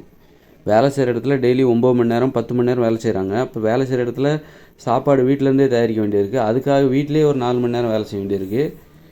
அப்புறம் சனிக்கிழமையும் வேலை நேரமாக மாற்றிடுறாங்க. மகிழ்ச்சியாக வாழ்வது என்பது என்னவென்றே இந்த இந்தியர்களுக்கு தெரியாது. இந்தியர்களுக்கு எப்படி மகிழ்ச்சியாக வாழணும்? கடினமாக உழைக்கிற மேலை நாடு ஒரு ரஷ்யாவாக இருக்கட்டும், அமெரிக்கா, அங்கேயே சனி நேரம் லீவ் விடுறாங்க. ஆனால் வந்து கடினமாக உழைக்க தெரியாத இந்தியர்கள் என்ன பண்ணுறாங்கனாக்கா, சனிக்கிழமை கூட வேலை நேரமாக வச்சிடுறாங்க. சில ஸ்கூல்லலாம் ஞாயிற்றுக்கிழமை கூட திறந்துருக்கும். அந்த மாதிரி ஸ்கூல்லாம் இருக்குது. ஞாயிற்றுக்கிழமை 7 நாளும் வேலை நாள். அப்புறம் இரவு 12 மணி வரைக்கும் முழிச்சு படிக்கணும். கொத்தடிமை கூடம், அது பள்ளிக்கூடம் அல்ல. அந்த மாதிரி மூட நம்பிக்கைகளோடு மக்கள் வாழ்ந்துட்டுருக்காங்க. அரசாங்கம் அதற்கு மிக முக்கிய காரணம். மூட நம்பிக்கைகளுக்கு அரசாங்கம் தான் காரணம். மூட நம்பிக்கை நிறைந்த ஆட்சியாளர்களால் ஆட்சி செய்யப்படுகிற அரசாங்கம் மூட நம்பிக்கை நிறைந்த மக்களை தான் உருவாக்கும். மூட நம்பிக்கைகளை தான் மக்கள் மனதில் உருவாக்கும். நானே வந்து அரசியலுக்கு தான் நான் வந்திருக்கணும். நான் வந்து பிழைப்பை தேடி வேறு தொழில் என்னுடைய உள்ளுணர்வு எல்லாமே சின்ன வயசுலேருந்தே ஒரு அரசியலை பற்றி தான் எப்போவுமே யோசிச்சுது. எங்கள் ஊரில் பொதுவாக என்ன பண்ணுவோம், சின்ன வயசில் வந்து எனக்கு கனவுகள் வரும். நைட்டு என்னென்னா கனவு கண்டால் விழித்து கொண்டே தான் இருப்பேன். நான் அந்த கனவு தூக்கத்தில் வர்ற கனவு நான் சொல்ல. எங்கள் ஊரில் வந்து எங்கள் ஊரை வடிவமைப்பேன். எங்கள் ஊர் எப்படி இருக்கணும், தெரு எப்படி இருக்கணும், அதை எப்படி இருக்கணும், அது எப்படி இருக்கணும், அங்கே இது இருக்கணும், விளையாட்டு மைதானம் அல்லது அந்த மாதிரி ஒரு சாலைகள் எப்படி இருக்கணும், இதை பற்றி நான் கனவு கண்டேன்னா எனக்கு அன்னைய தூக்கமே போயிடும். அப்போ நான் சின்ன வயசுலேயே நான் என்னுடைய கடமை என்பது, இயற்கையான கடமை என்பது சின்ன வயசுலேயே எனக்கு வந்திருக்கு. எனது மூளை உணர்த்தியிருக்கு. பிற்பாடு நான் இன்றைக்கும் அதை தான் செய்கிறேன். நான் ஒரு புதிய உலகத்தையே வடிவமைக்கிறேன். இந்த இயந்திர அறிவியல் உலகம் எப்படி இயங்க வேண்டும் என்பதையும் நான் வடிவமைத்து கொண்டு வருகிறேன். அப்புறம் முடிவாக என்ன பண்ணுறேன், எதிர்கால உலகம் 2040க்கு பிறகு வரப்போகிற ஒரு அந்த இயற்கையோடு இணைந்த மனித வாழ்க்கைக்கான அந்த உலகத்தில் எப்படி இருக்கணும், அங்கே மக்கள் எப்படி வாழணும், அங்கே இருக்கிற குடியிருப்புகள், அங்கே இருக்கிற அந்த கட்டமைப்புகள் எப்படி இருக்கணும், அதை தான் நான் வடிவமைக்கிறேன். ஆக இது வந்து சின்ன வயசுலேயே எனக்கு இருக்குது இந்த உள்ளுணர்வு. இதை தான் நான் பிற்காலம் என்னுடைய இயற்கையான கடமை, என்னுடைய பிறவி, நான் பிறந்ததற்கான அந்த கடமை என்பது நான் சின்ன வயசுலேயே எனக்கு கனவுகளாக வருது. நான் அதை புரிஞ்சிக்கல. சின்ன வயசுலேயே நீ என்ன பண்ணணுன்னு சொல்லிட்டு என்னுடைய மூளை உணர்த்தி விட்டது. உன்னுடைய வாழ்நாள் கடமை இது தான், நீ செய்ய வேண்டிய கடமை இது தான். அது சின்ன வயசுலேயே உணர்த்திடுச்சு. பல நாட்கள் எனக்கு இந்த கனவுகள். ஒரு ஊராட்சி மன்ற தலைவர், எனக்கு அதுதான் ஒரு பெருசாக முதலமைச்சர் ஆகணும் சின்ன வயசில் எனக்கு கனவு. அப்படி கிடையாது. எனக்கு சின்ன வயசில் என்னுடைய ஊர் தான் பெரிய. அங்கே வந்து ஒரு ஊராட்சி மன்ற தலைவர், அந்த ஊராட்சி அந்த அதிகாரத்தை கைப்பற்றி நான் என்ன பண்ணுவேன்.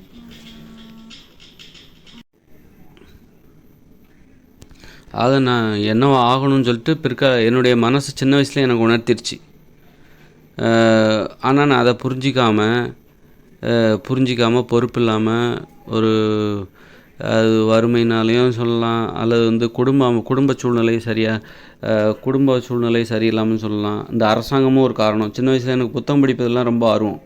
புத்தகத்தை வாங்கி அம்புலி மாமாலாம் புத்தகத்தெல்லாம் வாங்கி நான் படிச்சிருக்கேன். ரொம்ப ஆர்வமாக படிச்சிருக்கேன். கதை சொல்லுவோம் நண்பர்கிட்ட போய், என்னுடைய ஃப்ரெண்ட்ஸ்கிட்டலாம் போய் கதை சொல்லுவோம். அவன் வந்து படிச்சுட்டு என்கிட்ட கதை சொல்லுவான். அந்த மாதிரி கதை கேட்குறதுல அப்போ இந்த புத்தகம் ரொம்ப ஆர்வம். அந்த நேரத்தில் எனக்கு ஒரு நூலகம் வந்து எங்கள் ஊரில் இருந்ததுன்னா நான் பிடிச்சிட்டு வந்திருப்பேன். இந்த மாதிரி தான் நிறைய பேர் என்ன மாதிரி, நான் மட்டும் கிடையாது, என்ன மாதிரி நிறைய பேர் தடம் புரண்டு போனதுக்கு இந்த அரசாங்கம் தான் காரணம். அரசாங்கம் தான் வந்து மிகப்பெரிய நிகழ்வுகள் இங்கே நடக்க விடாமல் போகிறதுக்கு காரணம் அதுதான் காரணம். நான் வந்து சரியாக அந்த அரசியலை பிடிச்சிக்கிட்டே வந்திருக்கணும். நான் எனது சிந்தனைகளை, கொள்கைகளை எனது செயல்பாடுகளாக பண்ணும்போது நான் ப்ராக்டிக்கலாக பரிசோதனை பண்ணி எது சரி எது தப்பு. நான் இன்றைக்கி வெறும் சொல்ல மட்டும் தான் செய்கிறேன். அதை நான் பரிசோதனை பண்ணி செஞ்சு மக்களுக்கு என்ன நல்லது செய்யணும், எதை செய்யணும், அதெல்லாம் செஞ்சுட்டு வந்திருக்கணும். வந்து வாழ்க்கையில் நடந்தது. இன்றைக்கி வந்து என்னென்னா வெறுமையாக இருக்குது. நான் வந்து வெறுமையான ஒரு வாழ்க்கையை வாழ்ந்துட்டுருக்குறேன். என்னுடைய இயல்பு இது தானே. பாருங்கள் எப்படி யோசிக்கிறேன் பாருங்கள். அந்த அளவுக்கு இதெல்லாம் வந்து இப்போவாது குறைஞ்சிருச்சு, ரொம்ப குறைஞ்சிருச்சு. இதெல்லாம் வந்து ஒரு 10 வருஷத்துக்கு முன்னாடி, 15 வருஷத்துக்கு முன்னாடி என் தலையை வெடிச்சிரும்போது அந்த அளவுக்கு சிந்திப்பேன். பார்க்குற ஒவ்வொன்றையும் மாற்றணுன்ற மாதிரி யோசிச்சுட்ருப்பேன். அப்படி அந்த அளவுக்கு யோசிப்பேன். அது என்னுடைய உள்ளுணர்வு. அதை நான் புரிஞ்சிக்காமல் வேறு அறியாமையில் சில தவறுகளை செஞ்சு வேறு திசையில் வாழ்க்கை பயணம் போயிடுச்சு, வீணாக போச்சு. இன்றைக்கி ஆய்வு முடிய போகுது. இந்த நேரத்தில் நான் என் கருத்துக்களை யூடியூப்பில் வீடியோவாக போட்டுட்ருக்குறேன். எல்லாம் முடிகிற காலம். எனக்கு முடியுது. இருந்தாலும் இந்த நேரத்துலையாவது செய்வோம். நம்ம விழிப்புணர்வு வருது. நம்ம காலத்தை தொலைச்சிட்டோம். இருந்தாலும் அந்த விழிப்புணர்வு இன்னும் கொஞ்சம் காலம் இருந்தால் கூட அந்த ஆய்வு முடிய போகிற நாட்கள் இதெல்லாம். என்னுடைய ஆராய்ச்சியெல்லாம் முடிய போகுது, அது தெரியுது எனக்கு. இன்னும் ஒரு 2 வருஷம் போச்சுன்னாக்கா நான் இதை பற்றிலாம் யோசிக்கவே மாட்டேன். எனக்கு எல்லாம் யோசித்து முடிச்சாச்சு அப்படிங்கிற மாதிரி தான் இது. நான் யோசித்து முடிச்சிட்டேன். அப்படிங்கிற மாதிரி தான். அதுக்கப்புறம் நான் இதை பற்றி பேசவும் மாட்டேன், யோசிக்கவும் மாட்டேன். அதனால் இன்னும் எனக்கு 1 வருஷம் அவகாசம் கிடச்சிருக்கு. அந்த அப்படின்னு நான் உணர்கிறேன். இன்னும் 1 வருஷம்தான் நான் இதை பற்றி யோசிக்க முடியும். யோசிச்சுட்டு அதுக்கிடையில் நான் என்னுடைய கருத்துக்களை வெளிப்படுத்தணும். இந்த புத்தகம் கொஞ்சம் எழுதியிருக்கேன், அந்த புத்தகத்தை வெளிப்படுத்தணும், வெளியிடணும். அப்புறம் வந்து இந்த வீடியோ போடுறது, அவ்வளோதான். இன்னும் 1 வருஷம்தான் எனக்கு வாய்ப்பு இருக்குது. இதுக்கப்புறம்லாம் தொடர்ந்து அதுக்கப்புறம் 1 வருஷத்துக்கு அப்புறம்லாம் என்னால் வந்து வீடியோ போட முடியுமான்னு தெரில. என்னுடைய ஆராய்ச்சி முடிஞ்சு போயிடும். என் மனசுக்கு அந்த ஆராய்ச்சி, அதுக்கப்புறம் இந்த கருத்துக்களை எடுத்து கொடுக்குற வேலையெல்லாம் அந்த மனசு செய்யாது. மனசு வேறு கவனத்தில் போயிடும். வேறு கவனம். என்னுடைய இந்த கவலைகளுக்கு ஒரு முடிவு. நான் வந்து ஒரு தீர்வை உணர்ந்து விட்டேன், கண்டுபிடித்து விட்டேன். ஒரு தீர்வு, இந்த மக்களுடைய பிரச்சனைகளுக்கு என்ன தீர்வு, அந்த தீர்வை நான் கண்டுபிடிச்சிட்டேன். அதுக்கப்புறம் நான் வந்து வேறு விஷயத்தை பற்றி யோசிப்பேன். அதுக்கப்புறம் வந்து நான் திரும்பவும் இதை பற்றியே யோசிக்க வேண்டிய அவசியம் எனக்கு இல்லை. அப்படி நான் யோசிக்கும்போது அந்தந்த காலகட்டத்தில் என்னுடைய கருத்தை நான் வெளிப்படுத்தியிருக்கணும். ஒரு 20-30 வருஷம் சின்ன வயசுலேருந்தே நான் இந்த அரசியல் சார்ந்து, ஒரு பொதுநலம் சார்ந்தே நான் என்னுடைய கருத்துக்களையும் செயல்பாடுகளையும் நான் வெளிப்படுத்தி வந்திருந்தேன்னா என்னுடைய உழைப்பு இந்த சமூகத்திற்கு, இந்த நாட்டுக்கு முழுமையாக கிடச்சிருக்கும். இப்போ என்னென்னா, நான் வேறு வழியில் அறியாமையில் ஒரு பிழைப்புவாதியாக போகிறதுனால என்ன ஆச்சுன்னா, நான் என்னுடைய கடமைகளை செய்ய முடியல. நான் மட்டும் கிடையாது, இங்கே நிறைய பேர் அப்படி தான். நிறைய பேர் அவங்க கடமைகளை இதனால தான் செய்ய முடியல. இந்த அரசாங்கம் தான் அதற்கு காரணம். அப்புறம் குடும்பம் காரணம். அப்புறம் வந்து சமூகம், கூட்டு குடும்பங்கிறது காரணம். அப்புறம் வந்து இந்த அரசாங்கம் காரணம். எல்லாத்துக்கும் இந்த அரசாங்கம் தான் காரணம். அரசாங்கம் நல்லா இருந்ததுன்னா நிறைய பேர் நிறைய வேலைகளை இந்த நாட்டுக்காக செய்வாங்க. நிறைய பேர் அவங்களுடைய கடமை என்னென்னு, நானாவது என்னுடைய கடமை என்னன்னு கண்டுபிடிக்கிறேன். திரும்பவும் என்னுடைய வழியில் வந்து நான் கண்டுபிடிக்கிறேன். இதுதான் நான் செஞ்சுருக்கணும். என்னுடைய வாழ்க்கையை நான் பின்னோக்கி பார்க்குறேன். நான் என்ன தப்பு செஞ்சேன், கரெக்டாக நான் என்ன செஞ்சுருக்கணும், எல்லாத்தையும் நான் கண்டுபிடிக்கிறேன். அதையாவது உணர்ந்து, சரி இன்னும் கொஞ்சம் தான் அவகாசம், எனக்கு இன்னும் 1 வருஷம் தான் அவகாசம் கொடுத்துருக்காங்க நான் என்னுடைய கடமை செய்வதற்கு. என்னுடைய கடமையின் முடிவு கால, என்னுடைய கடமை வந்து செய்வதற்கு எனக்கு ஒரு 45 வருஷம் கொடுத்துருக்காங்கன்னு வச்சுக்கோங்களேன். இப்போ இன்னும் எனக்கு 44 வயசு, எனக்கு இப்போ 43 வயசு. இப்போ எனக்கு 44 வயசு பிறக்க போகுது. இன்னும் 1 வருஷம் தான் என்னுடைய கடமை செய்வதற்கு அவகாசம் இருக்குது. அதோட முடிஞ்சுது என்னுடைய கடமை. நான் அதுக்கப்புறம் செத்து போக மாட்டேன், உயிரோடு தான் இருப்பேன். இங்கே இருக்கிற எல்லா பிரச்சனைக்கும் எனக்கு ஒரு தீர்வு கிடச்சிருச்சு, அவ்வளோதான். திரும்ப அதை பற்றியே நான் யோசிச்சுட்டு இருக்க மாட்டேன். என்னுடைய கடமை முடிஞ்சு போச்சு. நான் நான் என்னுடைய கடமை செஞ்சிருந்தால் 45 வருஷத்தில் செஞ்சுருக்கணும். கடமை நமக்காக காத்திருக்காது, அதுமாதிரி காலமும் நமக்காக காத்திருக்காது. அந்தந்த காலத்தில் அதை செய்யணும். இப்போ வந்து நான் வந்து 45 வருஷம் சும்மா இருந்துட்டு நான் 50 வயசில் கல்யாணம் பண்ணிக்கிட்டால் அது எப்படி இருக்குமோ அது மாதிரி தான் இது. கல்யாணங்கிறதும் அந்தந்த வயசில் செஞ்சாகணும். படிக்கிறது அந்தந்த வயசில் படித்தாகணும். அந்தந்த வயசில் விளையாடணும். அது மாதிரி தான் இந்த ஆராய்ச்சியும். நான் அந்தந்த வயசில் என்னுடைய கடமையை நான் செய்யணும்.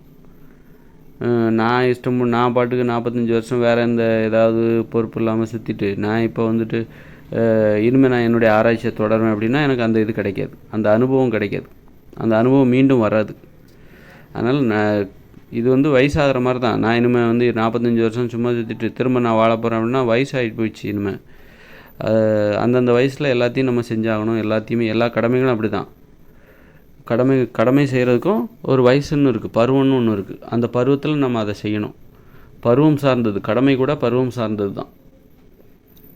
அதனால் வந்து அது இப்போ வந்து பெரியார் வந்து 70 வயசுக்கு பிறகு 60 வயசுக்கு பிறகு தான் இந்த நேரடியான அந்த பகுத்தறிவு கருத்துக்களை மக்கள்கிட்ட கொண்டு போய் சேர்த்தார். அவருக்கு அதுதான் வாழ்நாள் கடமையாக இருக்கும். ஆனால் அதுக்கு முன்னாடி அவர் அரசியலில் இருந்தார். அந்த அனுபவம் எல்லாத்தையும் சேர்த்து வச்சு பிற்காலங்கள் இருந்தார். அப்போ அவருக்கு அது முடியுது. வாழ்நாள் முழுதும் அவருடைய கடமையை அவர் செஞ்சார். ஏன் வந்து எனக்கு மட்டும் 45 வயசுலேயே முடியுது அப்படின்னு நான் சொல்கிறேன் என்னுடைய கடமை. அதுக்கப்புறம் நான் 45 வயசுக்கு அப்புறம் நான் என்ன பண்ணுவேன், இன்னும் 1 வருஷத்துக்கு அப்புறம் என்ன பண்ணுவேன்? நான் எல்லா மக்கள் மாதிரி சாதாரணமாக வாழ்ந்துட்டு போயிடுவேன். எல்லா மக்கள் எப்படி வாழ்கிறாங்க அதே மாதிரி நான் சாதாரணமாக வாழ்ந்துட்டு எனக்கு இந்த உலகத்தை பற்றி நான் கவலையே பட மாட்டேன். ஆனால் இந்த 45 வருஷத்தில் நான் இந்த உலகத்தை பற்றி என்னால் கவலைப்படாமல் இருக்கவே முடியல. அந்த அளவுக்கு கவலைப்படாமல் என்ன, இப்போ 45 இன்னும் 1 வருஷம் கழித்து என்னுடைய ஆராய்ச்சி முடிஞ்சிடும். அதுக்கப்புறம் இந்த உலகத்தை பற்றி, அதாவது ஒரு மேலான கவலை, அதுக்காக கவலையே இல்லாமல் போய்டும் அப்படிலாம் கிடையாது. ஒரு இயல்பான ஒரு சாதாரணமான கவலை தான் எனக்கு இருக்கும். ஒரு மிகப்பெரிய கவலை எனக்கு இருக்கவே இருக்காது. ஒரு சாதாரணமாக ஒரு மனிதர், ஒரு எளிமையாக வாழ்கிற ஒருத்தர், அவருக்கு என்ன கவலை இருக்கும், அவ்வளோதான் இருக்கும். அதை போயிட்டு நான் வெளியே பேசிகிட்டு இருக்க முடியாது. அந்த மாதிரி வந்து அந்த எந்த ஒரு கடமையும் சரி அந்த வயசில் அதை செய்யணும். அப்போ அந்த மக்களுக்கு வந்து மக்களை நாம் வந்து உருவாக்கணும் அப்படின்னா அந்த காலகாலத்துக்கு அந்த பருவத்தில் அவங்களுக்கு அந்தந்த தேவைகள் கிடைக்கணும். அப்போ தான் அவங்க அந்த நாட்டுக்கு எதையாவது செய்வாங்க. சும்மா அலட்சியமாக அவங்க வாழ்க்கையை பற்றி கவலைப்படாமல் நம்ம அதுக்கு சின்ன வயசில் உள்ள அந்த சின்ன வயசு பருவத்தினருக்கெல்லாம் என்னென்ன தேவையோ அதை வந்து கொடுக்கணும். அவங்க வந்து அதை வந்து கொடுக்காமல் அந்த அரசாங்கம் வந்து ஒரு பொறுப்பு இல்லாமல் அலட்சியமாக இருக்கும்போது அது வந்து அப்புறம் பிற்பாடு வந்து அந்த மக்களுடைய பலன் அந்த இளைய தலைமுறையினர் வந்து நாட்டுக்கு எதுவும் செய்ய மாட்டாங்க. நாட்டுக்கு தங்களுடைய கடமையை அவங்க செய்ய மாட்டாங்க. அப்படி தான் இங்கே நடந்துகிட்ருக்கு. நான் மட்டும் பாதிக்கப்படலை. இந்த நாட்டில் இந்த உலகத்தில் நிறைய பேர் பாதிக்கப்பட்டிருக்காங்க. அவங்களால அவங்களுடைய கடமையை செய்ய முடியல, வாழ்நாள் கடமையை செய்ய முடியல. இந்த சமூகத்திற்காக, இந்த குடும்பத்திற்காக, நாட்டிற்காக அவங்க செய்ய வேண்டிய ஒரு கடமையை வந்து செய்ய முடியலை. வெறும் பிழைப்புவாதிகளாக இருக்கிறாங்க. பிழைப்பை தேடி இந்த வாழ்நாள் கடமை பிழைப்பை தேடி ஓடி போய் வாழ்நாள் கடமையை மறந்துடுறாங்க. அந்த மாதிரி தான் போச்சு, எல்லாம் போச்சு.